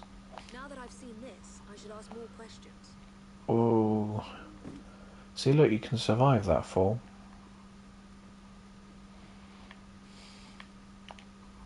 I heard a splash and right quick pulled this bloke out of the shallows, dead as a mackerel. I live there now, if you can call it living. I lost my job, didn't I? No need for the likes of me when a machine can do the work. A nice warm coat like that on a dead man? What do you expect? I snatched it before somebody else came along to nick it. Like you. The midnight train, that must be the 616. Stops in the station down the road. If you hurry, it might still be there. If we hurry.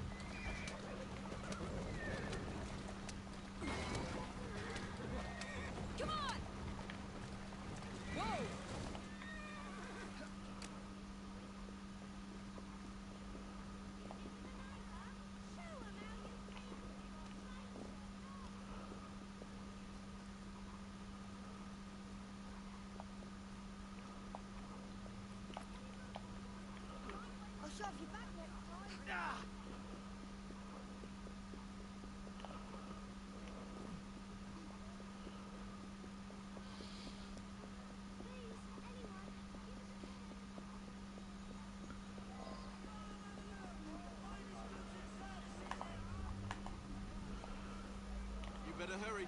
It's leaving right now.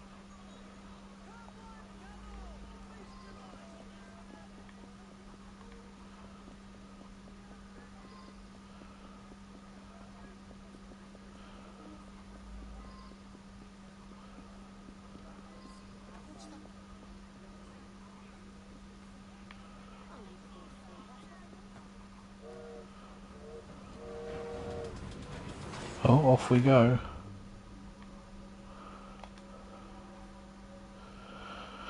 Pamphlets. Down with the industrialists, down with the monarchy. Revolution is the only way.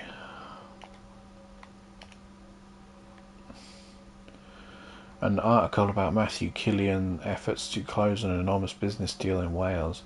It notes that Killian is well known for replacing workers with machinery. There is a likeness of Killian in the paper that matches the victim. A small box of sleeping pills that is half empty. Half empty, that's optimistic. It was a typical evening. As far as I knew, Pessimistic. nothing unusual happened until you came aboard with this story of a murder. Just another wealthy passenger. They're all pretty much the same. I was tidying up in the passenger car. Around midnight, Vivian ran through. She thought someone was looking for her.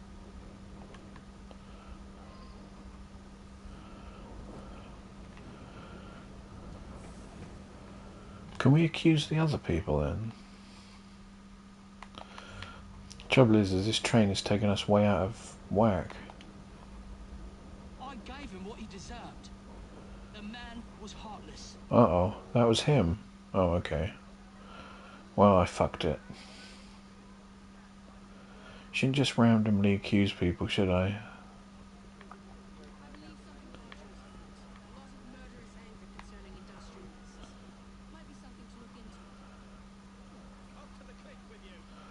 Next stop, murder. Industrialist Matthew Killian was drugged and thrown from the top of a moving train by his former employee Peter Jespers. Put out of work by the mechanisation of Killian's factory, Peter found employment as a humble train steward. However, one evening, Peter realised that Killian was on his very train. Prior to his journey, Peter had never seen Killian, but now recognised him from a recent newspaper article. Peter, knowing that frequent passenger Vivian often swindled wealthy fellow passengers, waited until she lured Killian to her compartment. He cunningly arranged for her to be called away by means of an anonymous note. Peter then used his considerable strength to lift the drugged magnate and drag him to the top of the train, whence he threw him to his death at midnight. Killian's rival, Angus Wolfe, had hoped to get Killian so inebriated as to prevent him from participating in a business meeting on the following day, but Wolfe himself fell afoul of the drugged brandy and slept through the entire episode. As for Peter, the murderer, perhaps he meted out justice. In turn, he would now meet justice himself. Henry Raymond.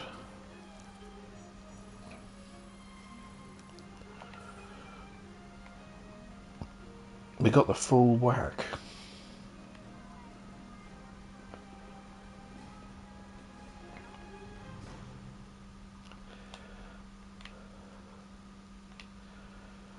Aha. Murder at the palace.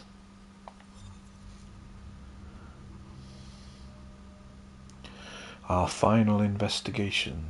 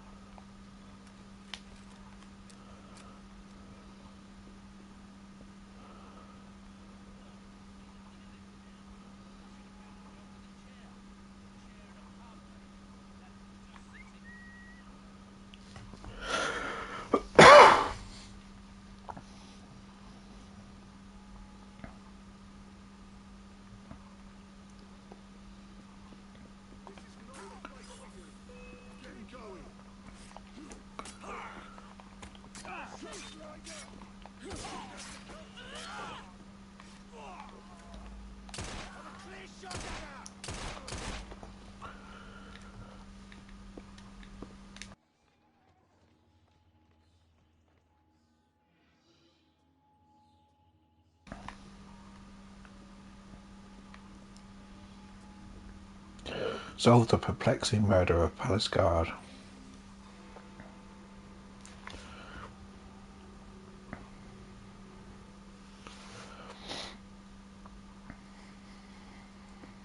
There has been a murder at the palace. I need you to be careful with this one. Oh, has there? Anti-royalist pamphlets have been cropping up and tensions are high.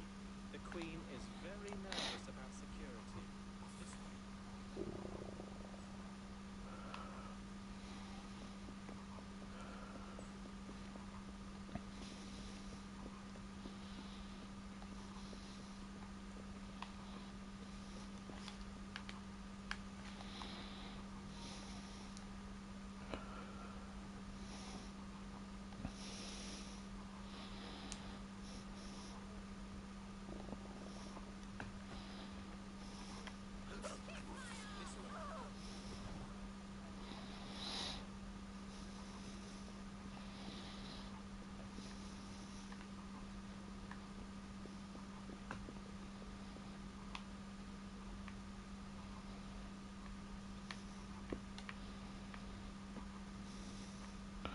This is a long way away, isn't it?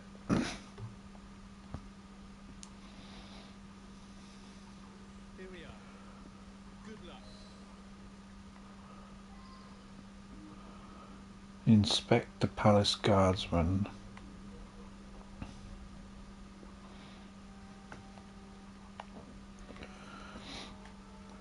Guardsman's body. A member of the palace guard slumped in a contorted position, eyes and mouth wide open. The body shows no signs of violence.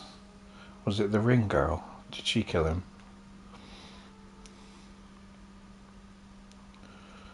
Queen's study. Okay. Oh wow, there's loads of clues. Letter from Scotland Yard to Her Majesty's Private Secretary Sir Henry Ponsonby. Dear Sir Henry, I am troubled to have to write concerning disturbing situation that has recently occurred. Yesterday we were informed that a young boy had been abducted, and we have rushed to bring this to your attention and through you to the attention of Her Majesty as you think necessary, for we fear the boy's disappearance may be connected to a possible attempt to disrupt this evening's investiture ceremony at the palace. Please be assured, Sir Henry, that we are doing everything possible to locate this child, one Arthur Doyle. Doyle's address is appended. Doyle?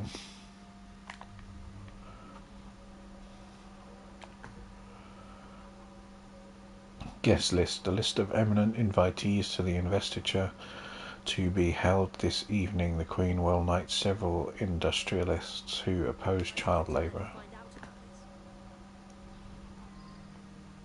He's looking at this safe vault marked by deep gashes as if someone attempted to break in. I should ask more questions. Please, leave the room for a moment.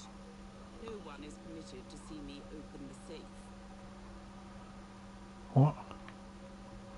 Not yet, I haven't finished. Window. The window is broken. The broken area is large enough to allow access to someone.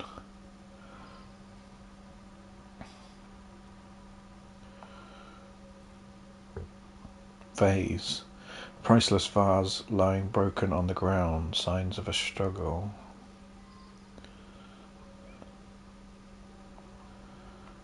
Can we speak to the Queen? Oh, she told us to get out. We should get out, shouldn't we? Really? Is the Queen. Wait for the Queen. The Queen did it.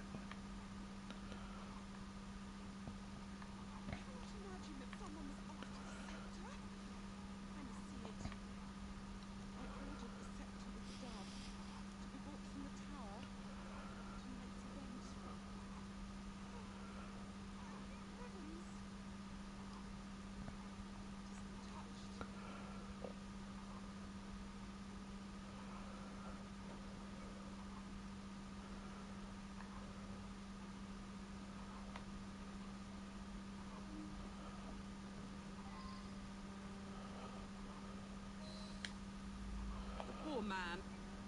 I arrived to find him here, dead as you see him. He gave his life to defend my person. This evening, I will knight several industrialists that have worked to end the practice of child labour. All of London's luminaries are invited. Only I know the combination. The vault contains the very precious sceptre with the dove, which I've chosen to be used in tonight's knighthood ceremony.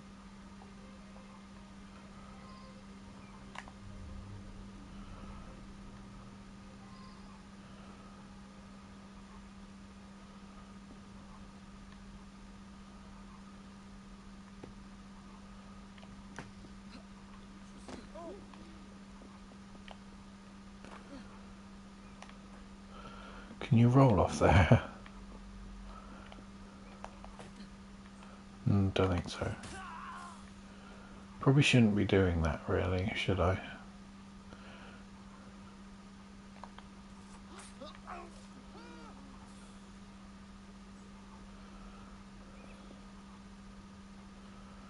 Where's Artie's yard?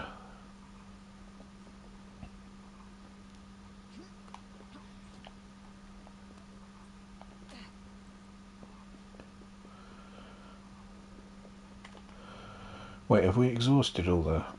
yeah, we have. Where's Artie's yard?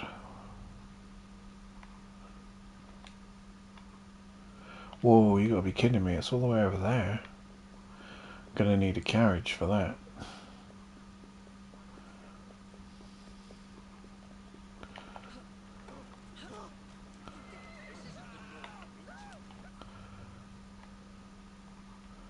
It's all the way over here.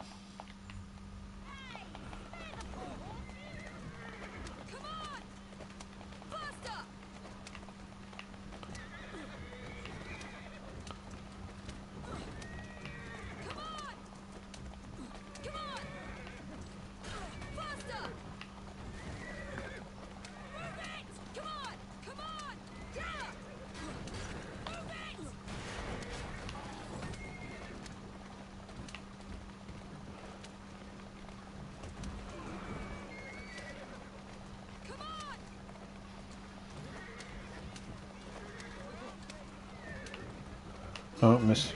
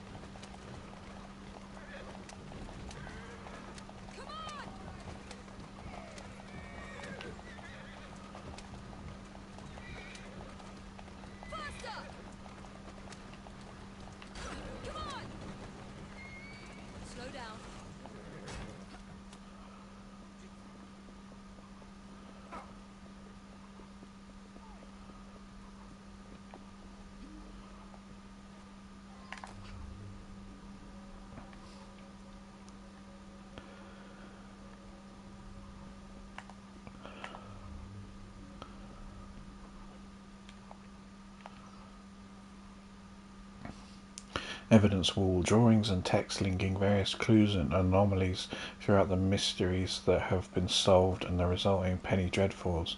The final scrawled message is unfinished, leading to Ramo. I didn't ask about this.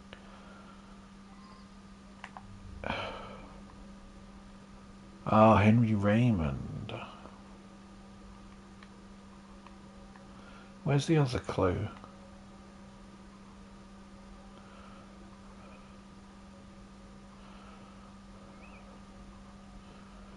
Penny Dreadfuls, why?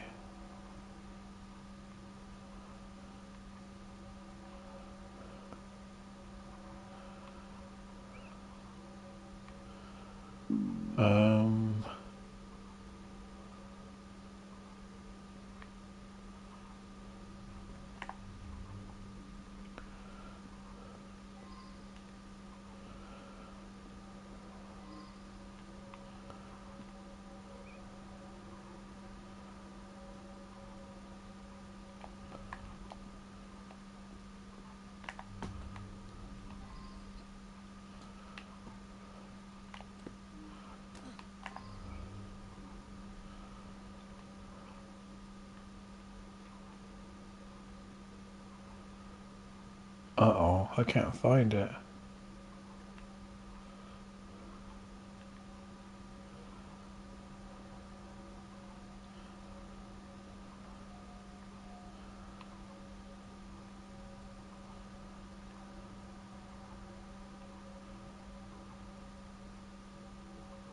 Oh, there it is. Blank paper. A sheet of apparently blank note paper.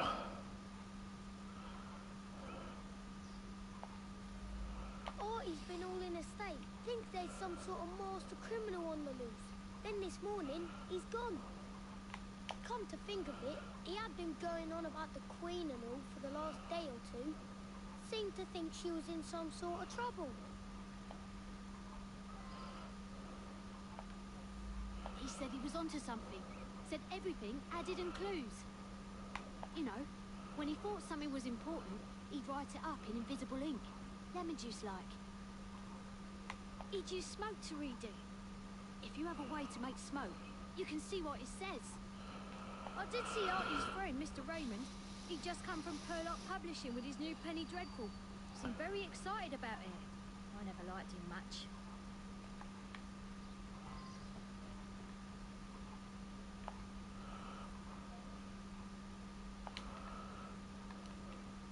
How do we read the note then?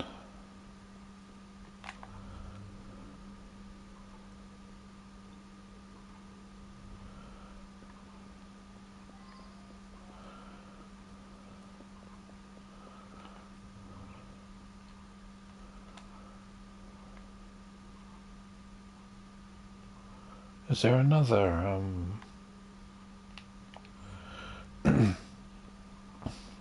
oh, smoke, of course, smoke bomb.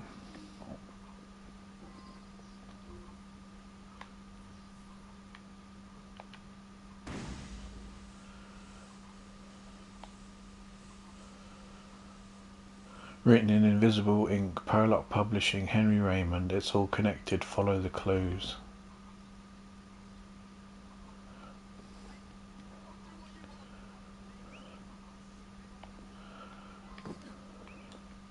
Wait, can you roll off that?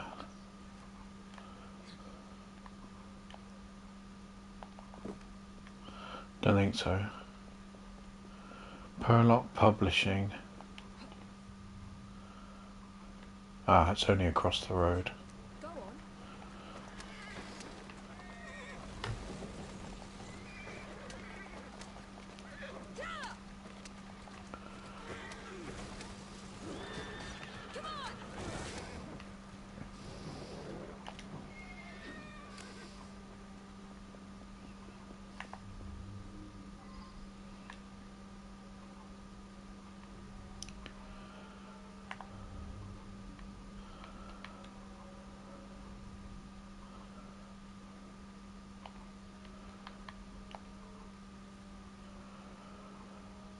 Dynamite crates, empty munitions crates, clearly marked Prescott Munitions, number 408.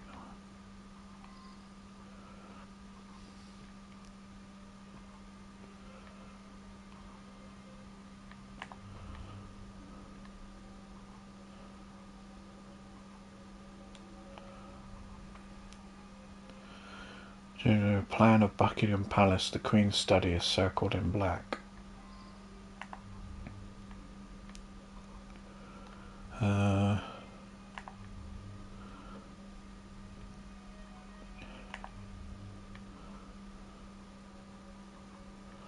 There are 2 clues. Galley proof. Typesetter's galley proof for a Penny Dreadful. Explosion at the palace with some descriptive text. Attack at the heart of Britain. Buckingham Palace in flames. Will the Queen escape? The book is written by Henry Raymond. Will the Queen escape?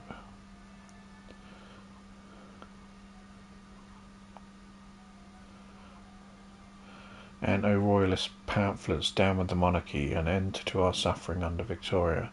The Queen must pay for her sins. An explosion at Buckingham Palace. I must warn them.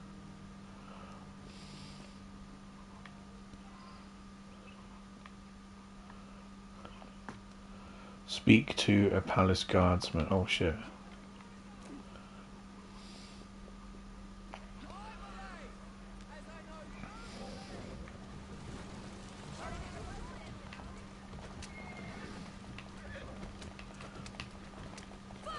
Off we go. I thought we were going to get to accuse the Queen of the murder.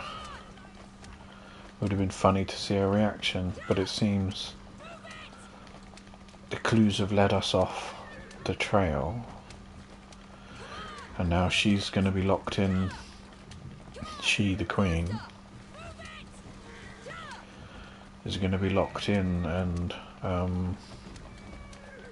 exploded with.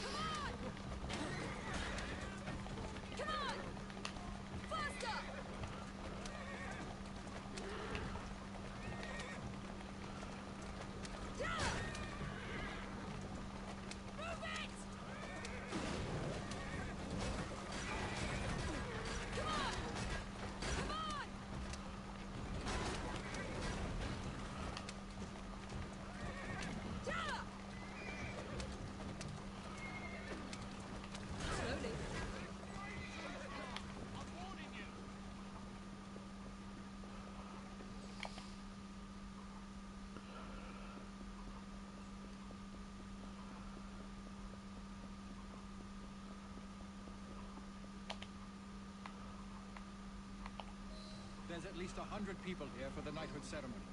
The Queen will use the scepter to arrive precisely at 1 o'clock.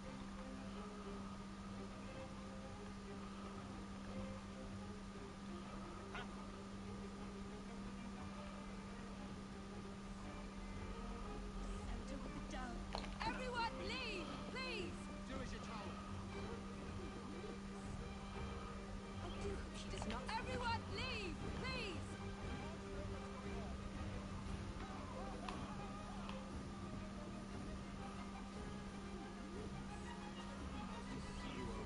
Everyone leave, please!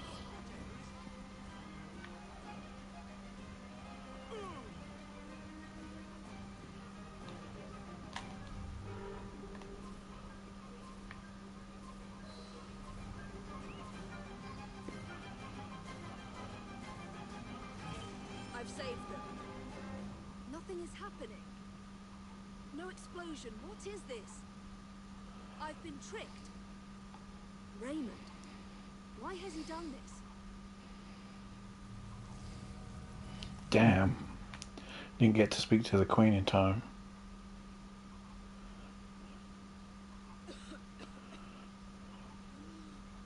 You are more naive than you appear. He is the key.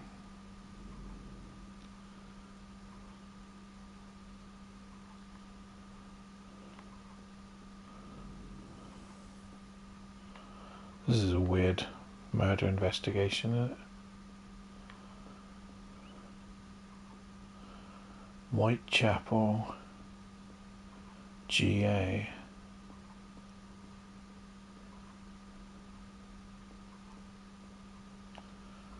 Look beyond the obvious, beyond surface appearances.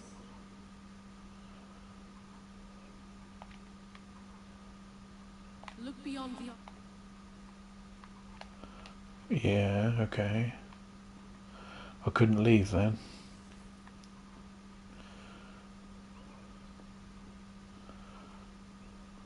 So it's Henry Raymond is behind everything. Is that right? Nothing but a showman. So many people makes everything more dramatic.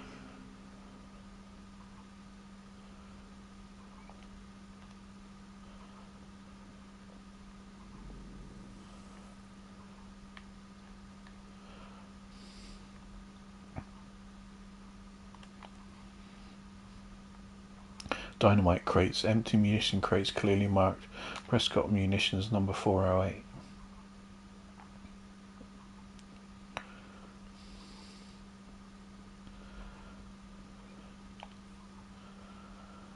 Dynamite crates, empty munition, Prescott's number 408. Which one is telling the truth? Save lives, Henry Raymond, stalwart citizen. I found the same clues you found. I knew there was to be an explosion, and I led you here to save everyone. I'm as mystified as you are that nothing happened.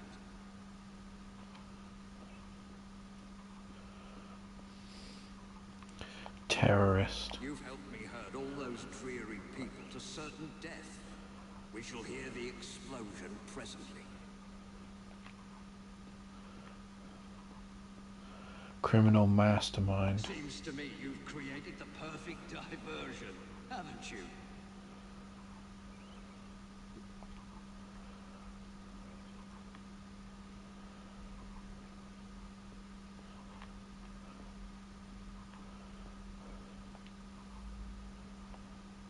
Quite right.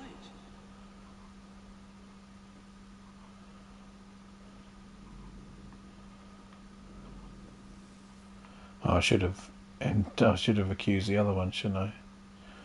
Like my usual, I was too focused on getting it done. Scattered newspapers, I always get what I want, written by a left-handed man.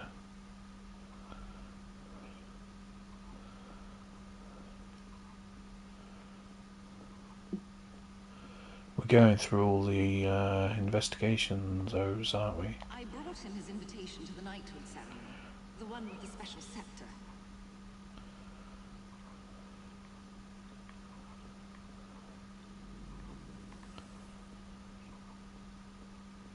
Can't run.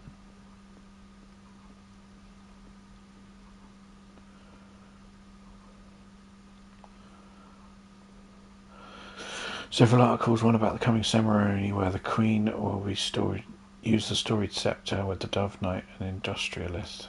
What?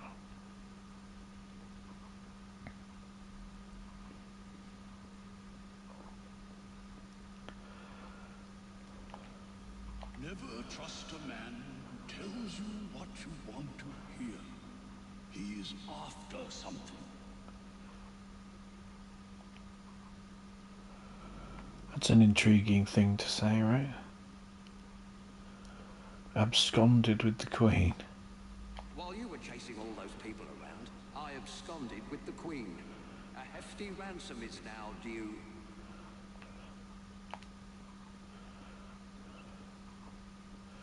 Killed the Queen. I needed you to distract everyone so that I could quietly assassinate Her Majesty the Queen. I don't think so. A man like me can take anything he wants. Even the Queen's most beloved item of all her crown jewels. The priceless and symbolic scepter with the dove. Was it that then? Assassinate the Queen? Whatever for? No, it wasn't that.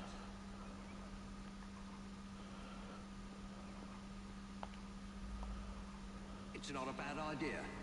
Perhaps next time. Yeah. The scepter with the dove taken with your help. What could better display my genius?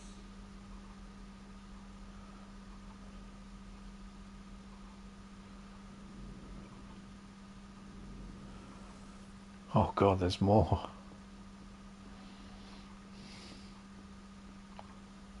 No one questions you when you wear a uniform.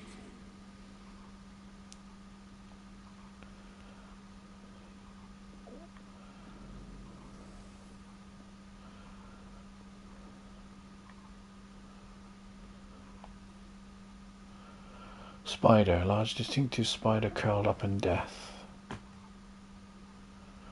No one questions you when you're in uniform.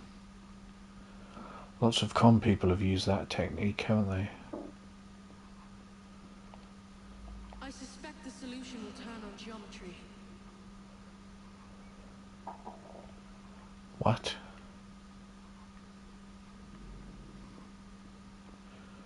Which one is telling the truth? Safecracker?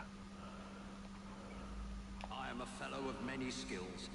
Cracking a safe is but one. Yeah, but why is the guardsman dead?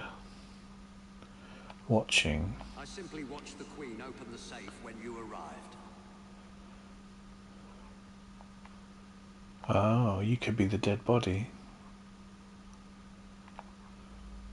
I threatened the Queen with her very life. She told me the combination in a thrice. No, he watched. He's the dead body, I think. Can we accuse? I could never bring myself to harm that old biddy.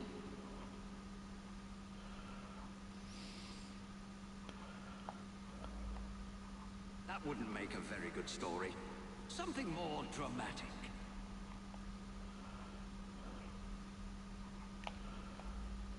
Quite right.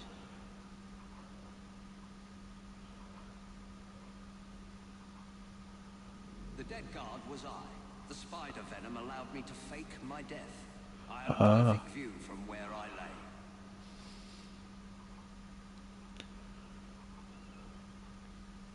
I have stolen the Queen's most prized possession, the scepter with the dove. Think of it. I have outfoxed you, the most cunning detective in Britain. I mocked you by leaving clues for you at every turning point. Now I have the scepter, proof positive of my superiority. Okay.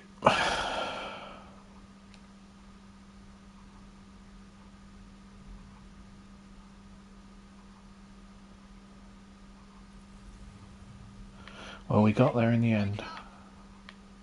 It's Raymond. He's taken Artie hostage. They're on the roof. Jacob's here to help you, Evie.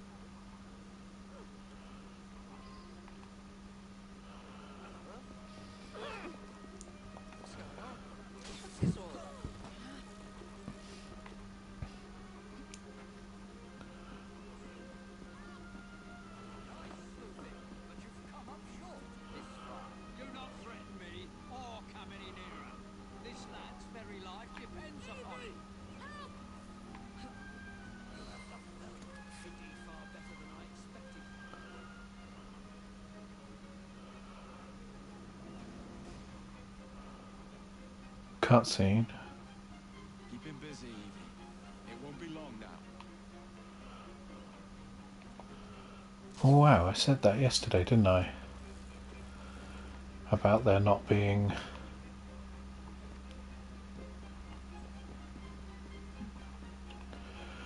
a mission where you switch between the two, but this is switching between the two.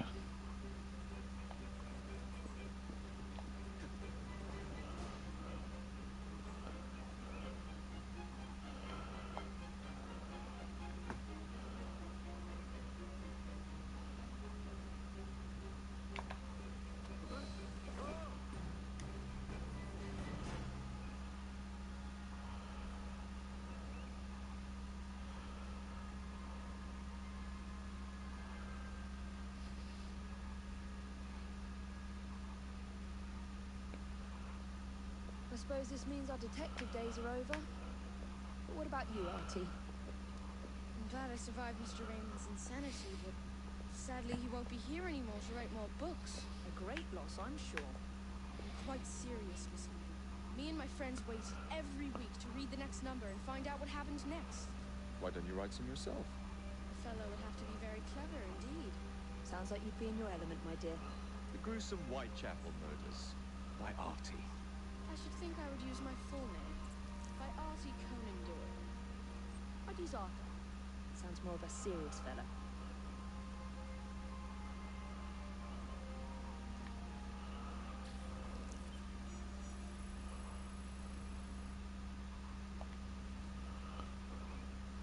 Dove cane sword.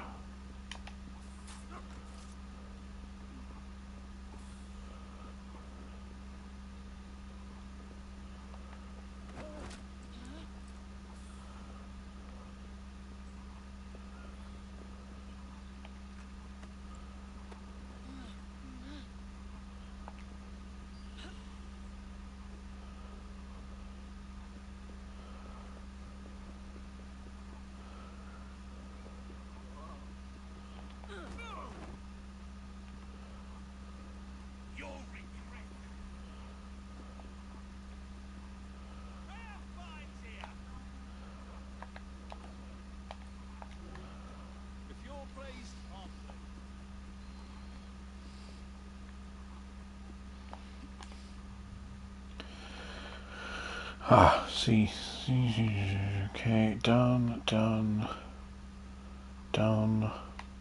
Thames, done. And we just have the Charles Dickens missions. It's fast travel here.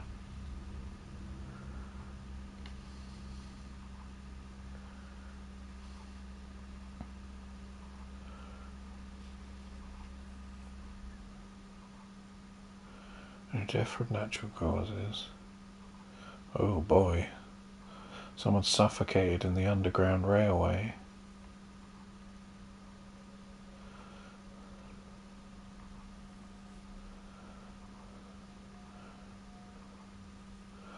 The precursor race. Huh. Was that 75,000? I didn't see that number properly.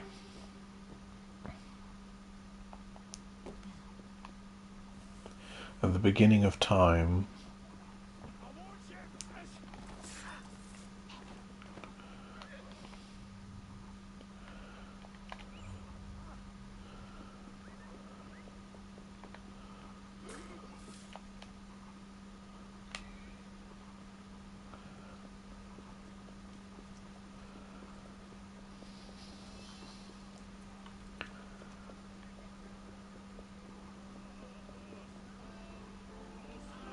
Our mutual friend. Greet a friend of Mr. Dickens and Mr. Darwin. Ah, my dear Darwin, do you think our young friend here, equipped with a multiplicity of talents, might be enough to ensure Mr. Hammond safe passage? I do not believe I've had the pleasure of meeting a Mr. Hammond. A mutual friend of ours. He arrives in London today. From South Africa, no less. Mr. Hammond is possessed of both tremendous wealth and charming innocence. which makes him rather attractive prey for some of our great city's less savory inhabitants. We fear he'll need a more robust escort than 2 old men might provide. I'm actually rather busy. We have already told him to expect you. His train should have arrived 10 minutes ago. Then I shan't keep him waiting.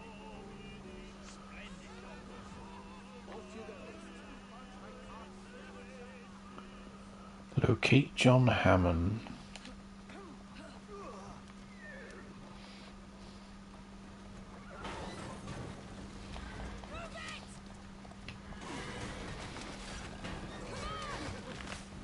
Slowly now.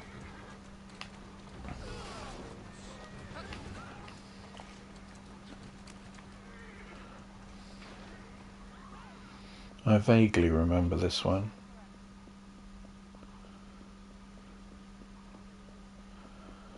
There's a conspiracy. Oh yeah, we got to find the real one, haven't we?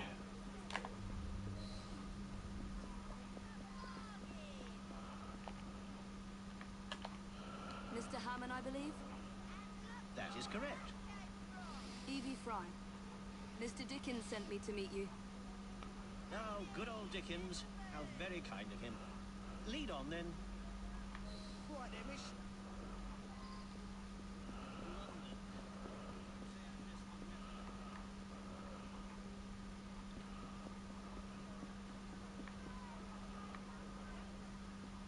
My father passed away recently, and I have come home to settle his affairs.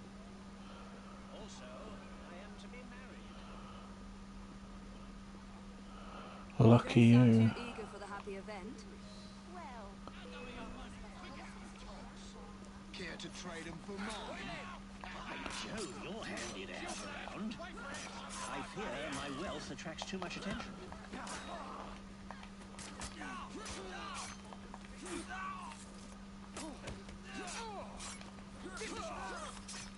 That did give me an idea. Perhaps I can test my bride's sincerity. Not looking so tough now, are you?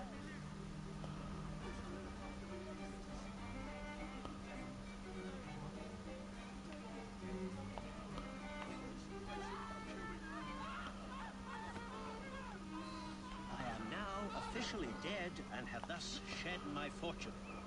I shall meet Bella Wilton as a noble. We shall see if she'll have me now. Come, we must dispose of my body. Find us a carriage to take us to the river.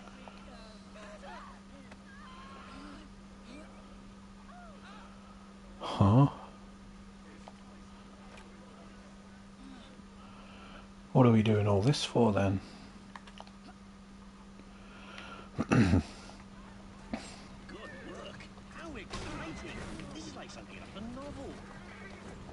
It's like something out of Grand Theft Auto 3. Well, not Grand Theft Auto 3. What's the mission? Grand Theft Auto San Andreas?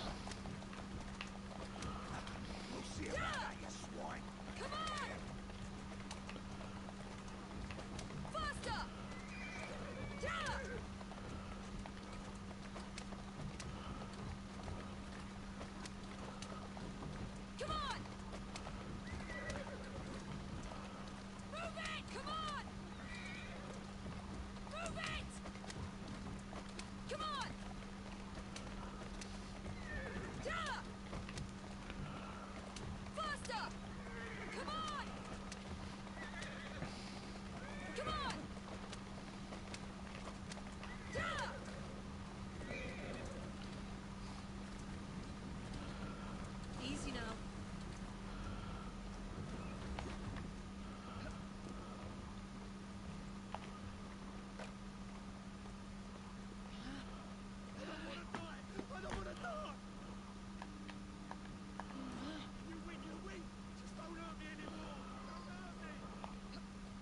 Excellent. Now let us go and meet my fiancée. I can't wait to see her response. Faster!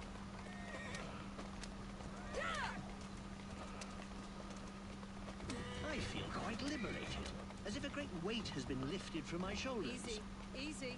After this, just to be sure, would you take me to my fiancée's house? I shall deliver the sad news myself. Atta girl. Don't you think that's a little risky? She has never set eyes on me. Besides, I need to ascertain whether I like her as well. And I want to see how she reacts to the news of my death. There you go.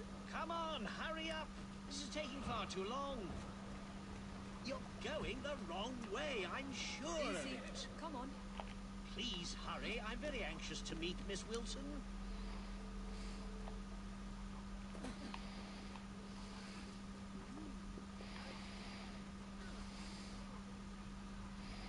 Hurry up.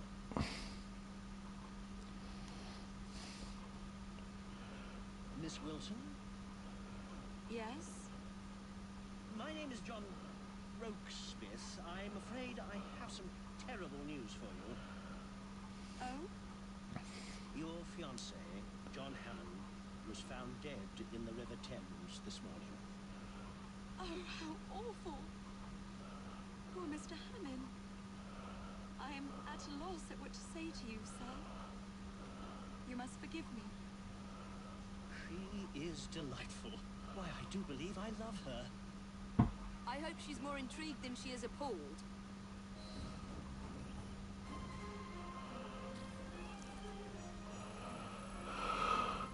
Okay.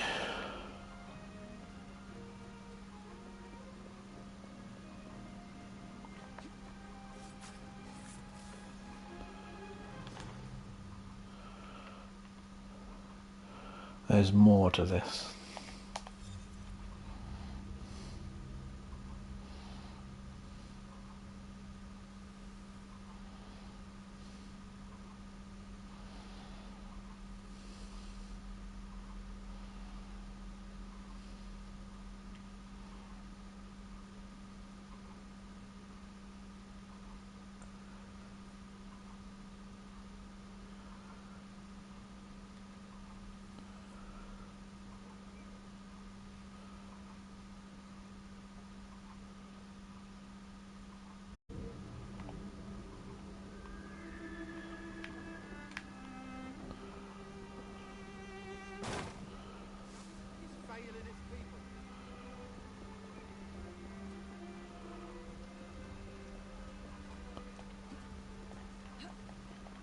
Come on! Easy, girl.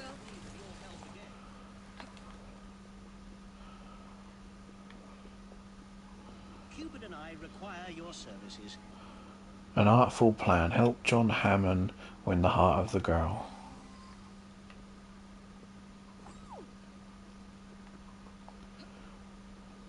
You remember that young lady I was engaged to marry before I feigned my death so that I could see what sort of woman she was?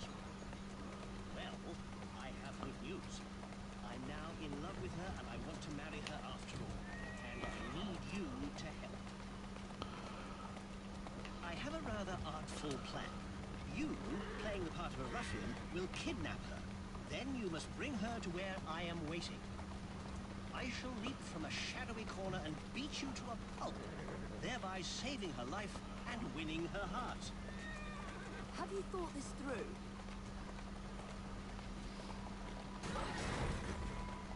Now, put me down somewhere insalubrious, and I shall ready an ambush for you.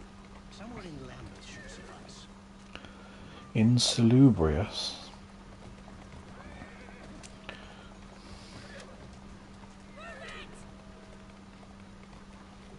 Slowly. This'll do. Looks rough enough.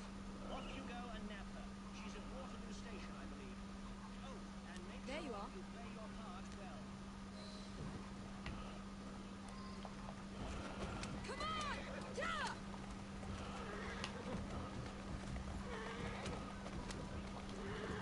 Faster!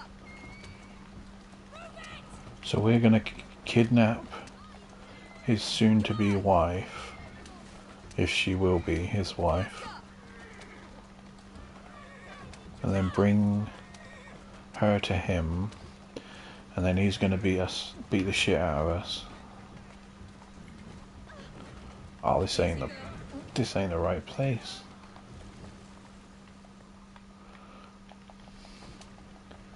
It's always a trouble. Slowly now. Oh, well, I can get on through the train tracks, can't I?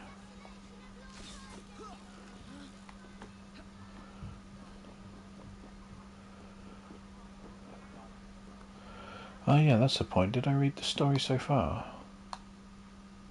I can't do it now.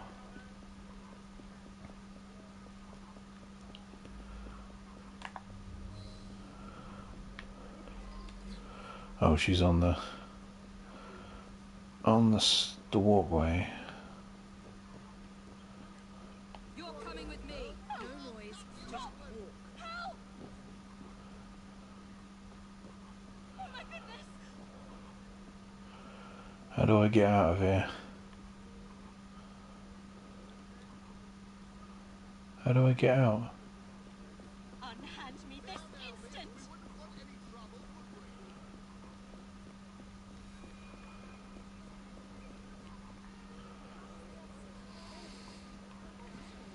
We need to go on a walkway, don't we?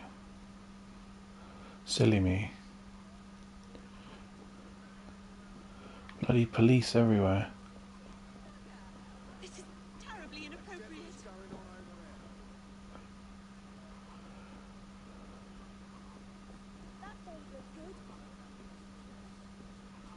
Should have figured out. You'll be found out in no time. Oh shit. Oh, he would be walking straight towards us, wouldn't he? How do we get out?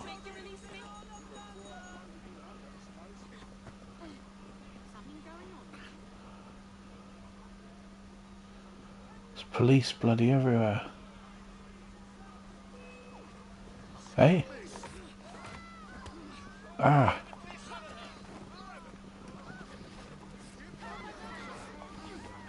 I have a good reason for doing this. I hope.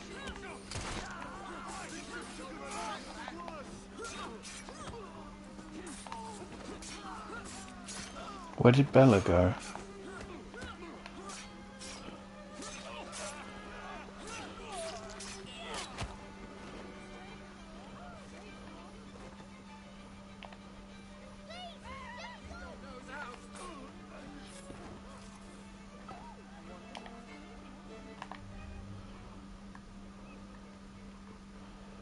Where did she go?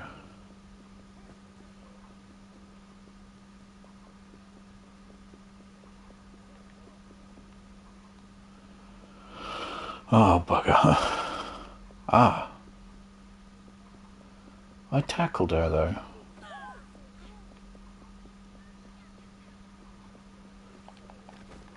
Well, I hope the trouble doesn't spread. Wonder what that is. It won't let me kidnap her now. What's all that then? Oh, I'm going to restart from a checkpoint.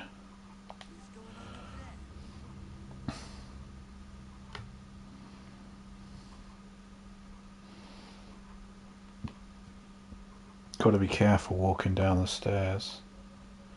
Can we not, like, kill everyone on the way? Where does it start from?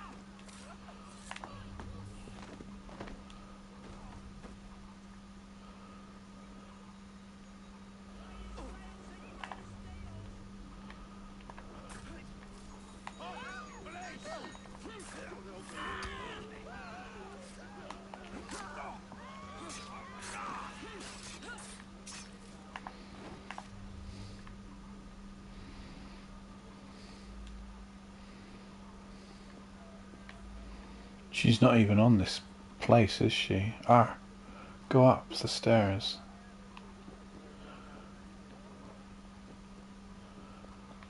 Oh, she's not even on this walkway. How do I get further in?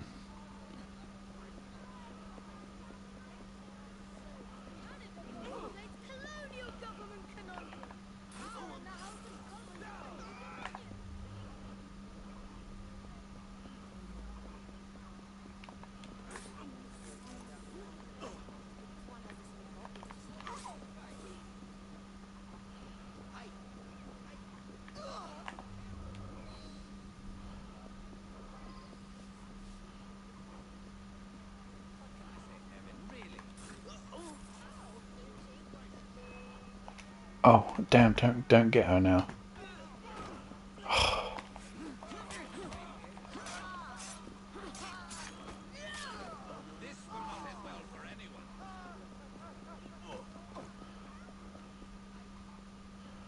Which way did I come in?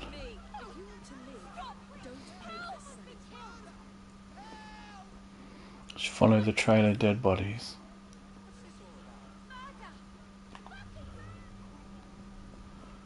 Looks like bother to me.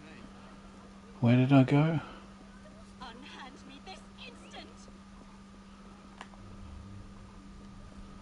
Oh, I didn't go this way, did I? Oh, I don't think I went that way. Which way did I go? Looks like there's been a killing. Maybe two. What's that over there? There's been a death. Someone came out there. There's something strange going on. What's all that argy-bargy about? We make for a peculiar pair. You'll be found out in no time.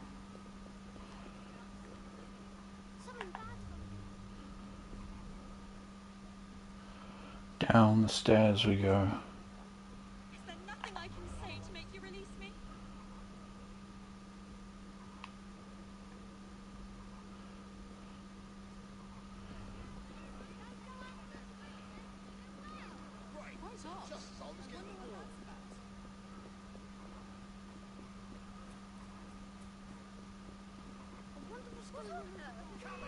Ah!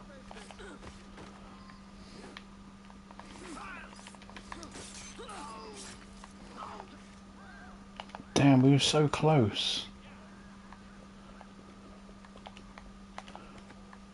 You're coming with me. Let's go for Got her again. Lucky.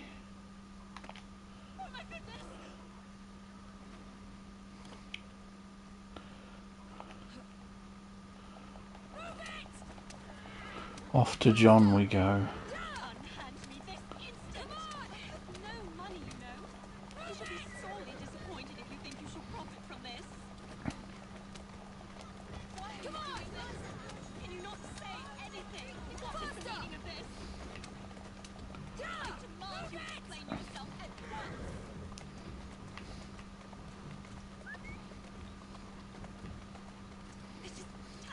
Slow down.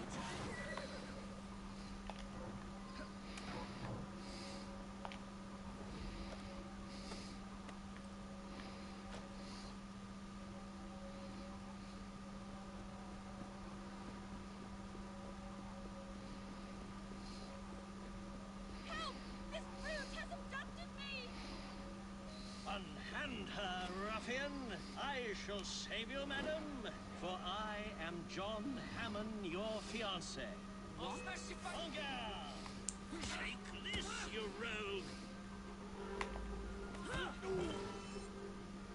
Take your punishment! Ha! Clearly, I am better! Take this, you rogue!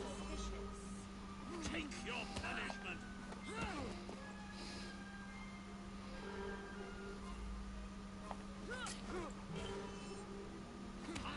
Clearly, I am your better! Take this, you rogue! Take your punishment!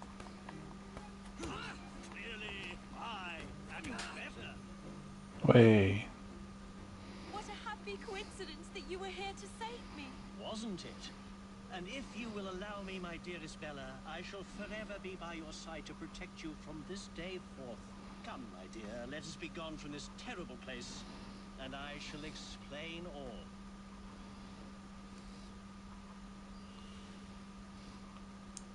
I'm certain Mr. Dickens and Mr. Darwin would like to know of their friend's good fortune.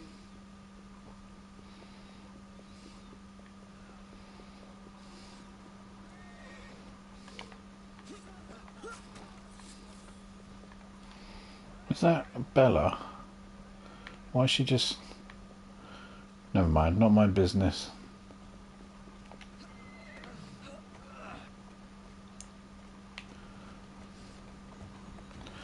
Wait, can you kidnap people?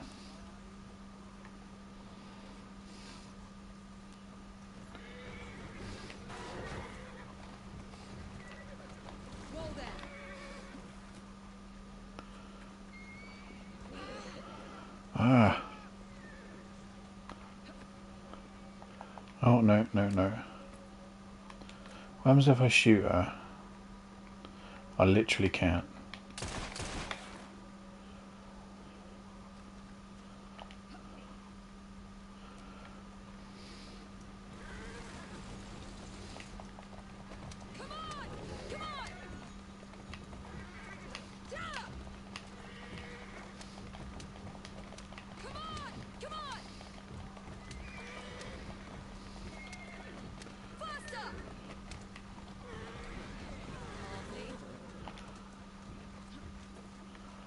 Oh, they're in the pub, huh?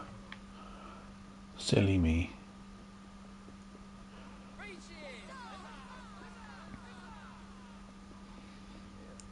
Whoa, sorry. All's well that ends well. Our young lovers are united at last and will soon marry. I too hope to meet a man who will fake his own death and arrange my abduction just to see if I can be trusted. And by the looks of you, they really hit it off. I must say, it's all rather exciting. I do love these sorts of tales. It all feels strangely familiar. I wonder why. We should drink to John Hammond and his unconventional idea of courtship. Indeed. To John Hammond, our mutual friend. To John Hammond, the bloody nuisance.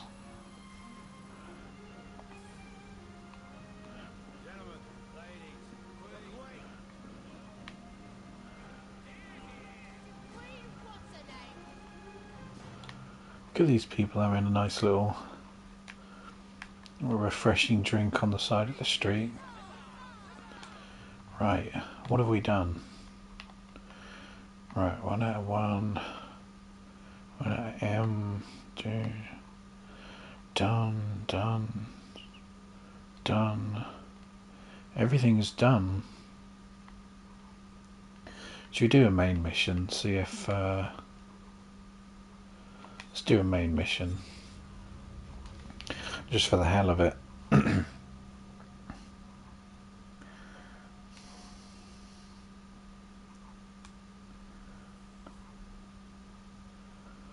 Save the planet. Desmond activates the Grand Temple and Durso Jr.'s Freya's consciousness enters the world's networks. In 2012. God, that was ages ago now, wasn't it? That's nearly 10 years ago. 75,000 BC it was. The beginning of time. Well, it's not really the beginning of time, is it? Sort of. The first civilization, the Proteans. Progenitors, that's the one, isn't it?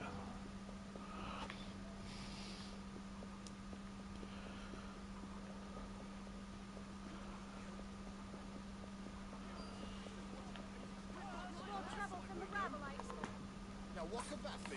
Shut it, let's go!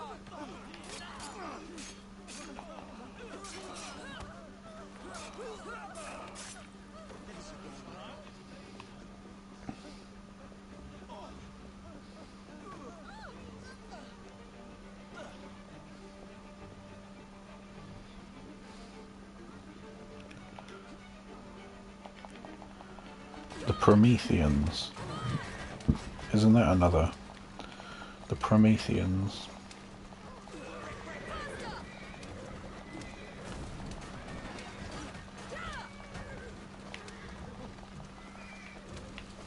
Easy now.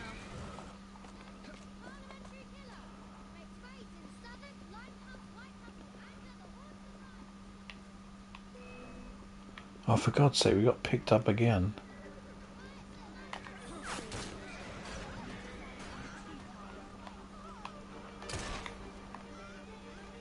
Did you see that?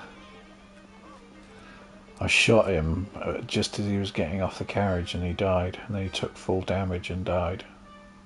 Strange bedfellows.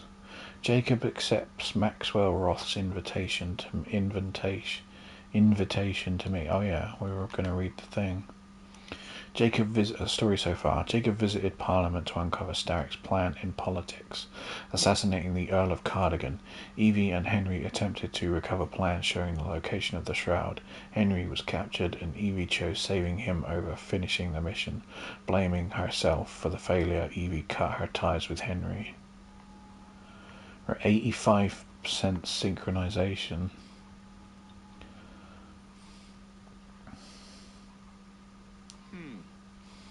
Better check the back.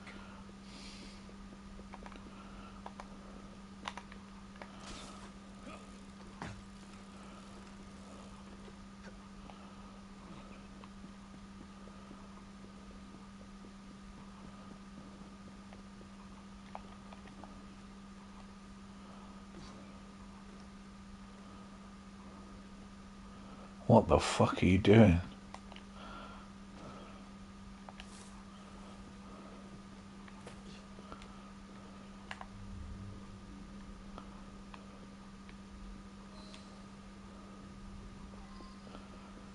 Speak with the doorman.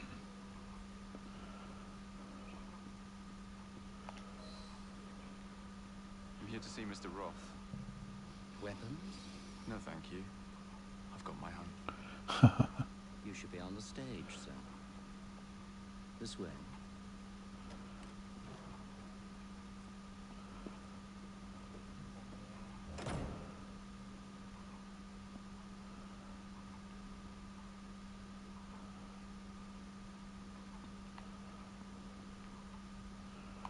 Reach Roth.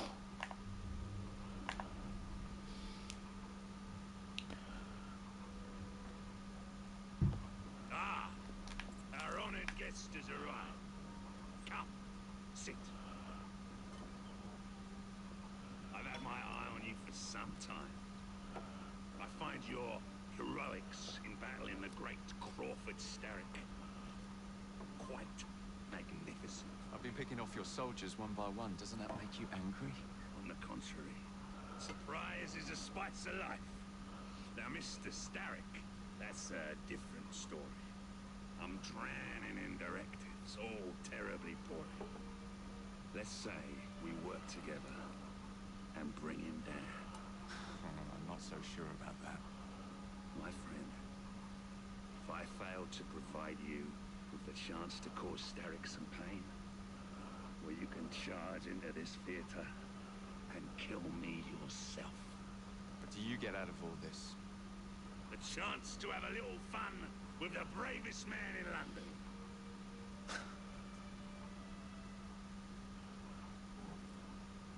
You have a deal.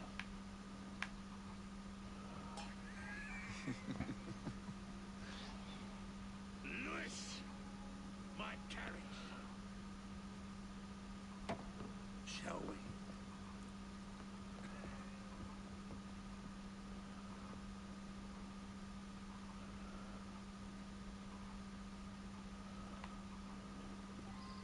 This way. Well, you don't expect me to go alone, do you? Take the reins. Doing Driver, to St. Pancras. And don't spare the horses. I thought you and Starrick would be fighting for the same ends. What happened? Ah, you know, he required my services to train his gang leaders, but the man is dreadful. You don't say. Freedom, Jacob. Stealing that is far more than a sin. It denies us our humanity. Right you are. And St. Pancras will ease our suffering? The station contains a large shipment of explosives to be dispatched to Starrick and Co. And you intend to steal it? What? No. I intend to blow it up. Yes, this will do nicely. Keep moving. Easy. Who's a good horse? You are.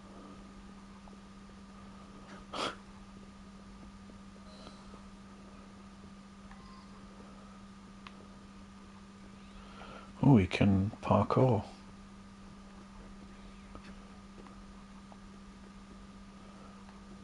There's a train parked inside St. Pancras.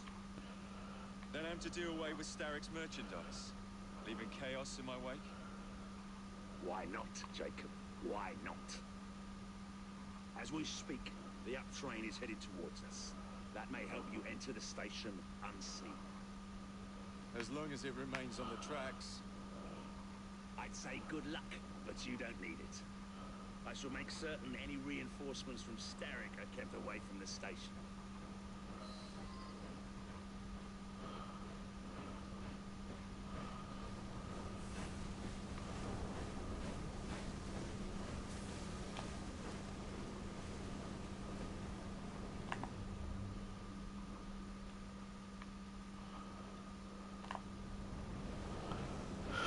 I'm using the moving train.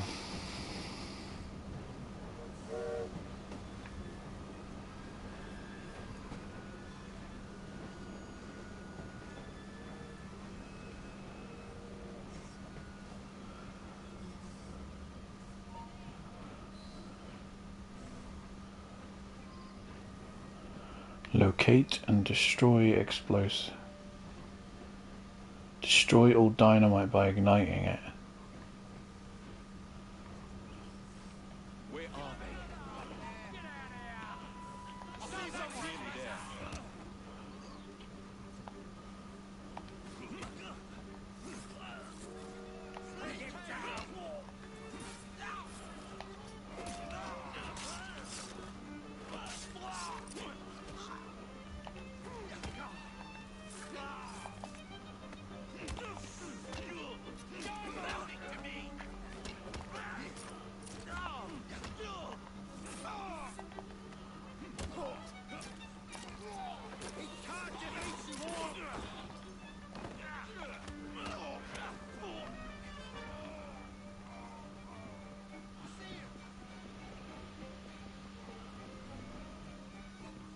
Where is that cargo?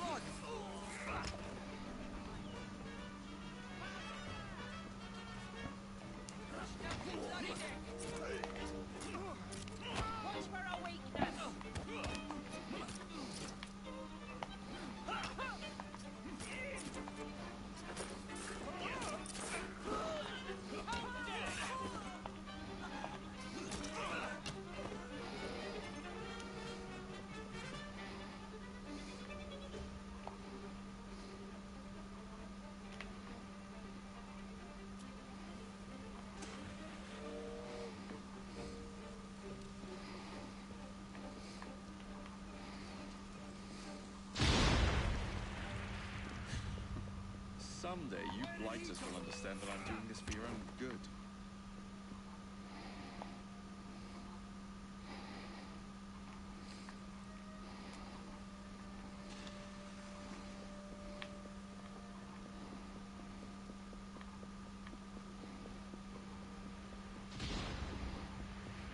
Two down. Be ashamed to stop now.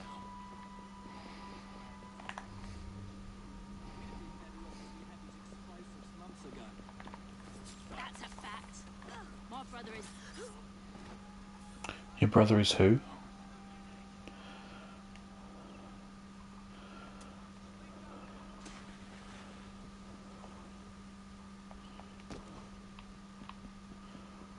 Someone take care of him!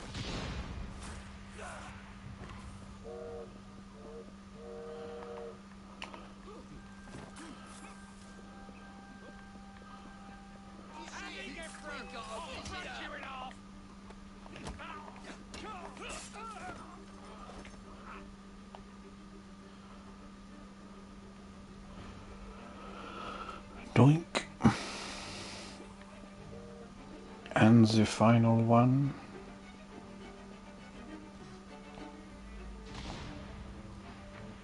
One shipment left.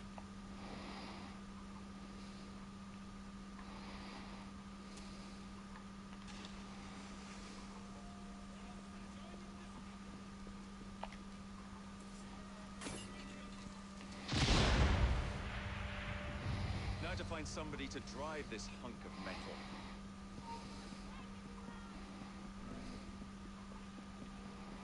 Find a driver.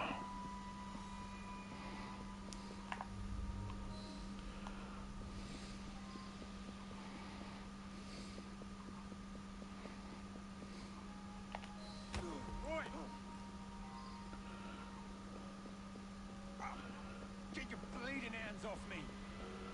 What do you think you're up to? Hush now, please. Do be quiet, sir. No need to make a fuss. What do you want from me? I just need you to keep the engine stoked. All right, I'll help you. Don't hurt me. Think of me as another passenger. I just happen to have a rather large blade pointed at your back. Oh shit, not that way. Oh, can we... Oh, we can't go through that way.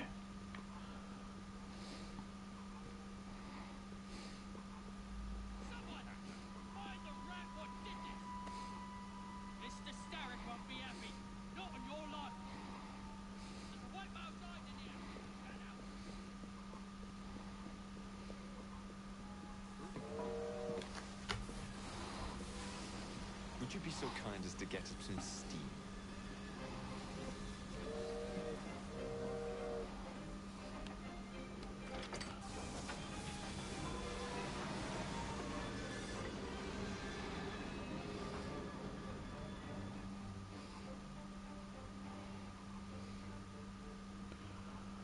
Now what?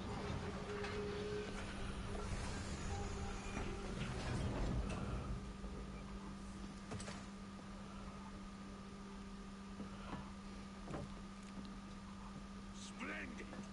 Starrick will be on his knees in no time. My hat is off too. Apologies, I must run. Do come see me again.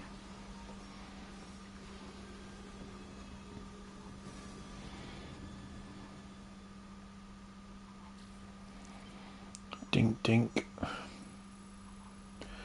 Lady Cyril Shaw.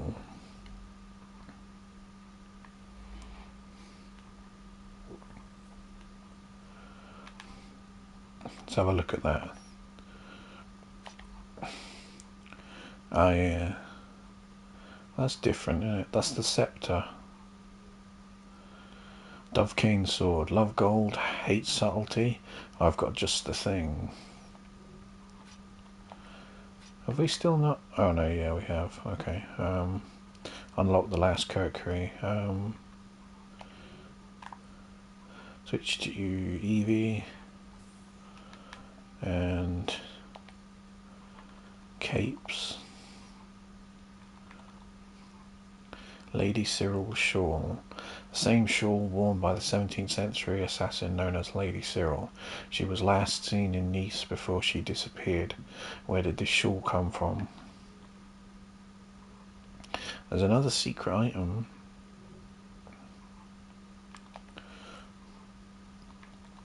Oh yeah, the wonk. Self-loading, a stark mechanical marvel worthy of the industrial age. Anyway, that's where we shall end today, and my name's Waldowski, and thank you to every single one of you who watched, and I may see you tomorrow. Cut. Ding dong.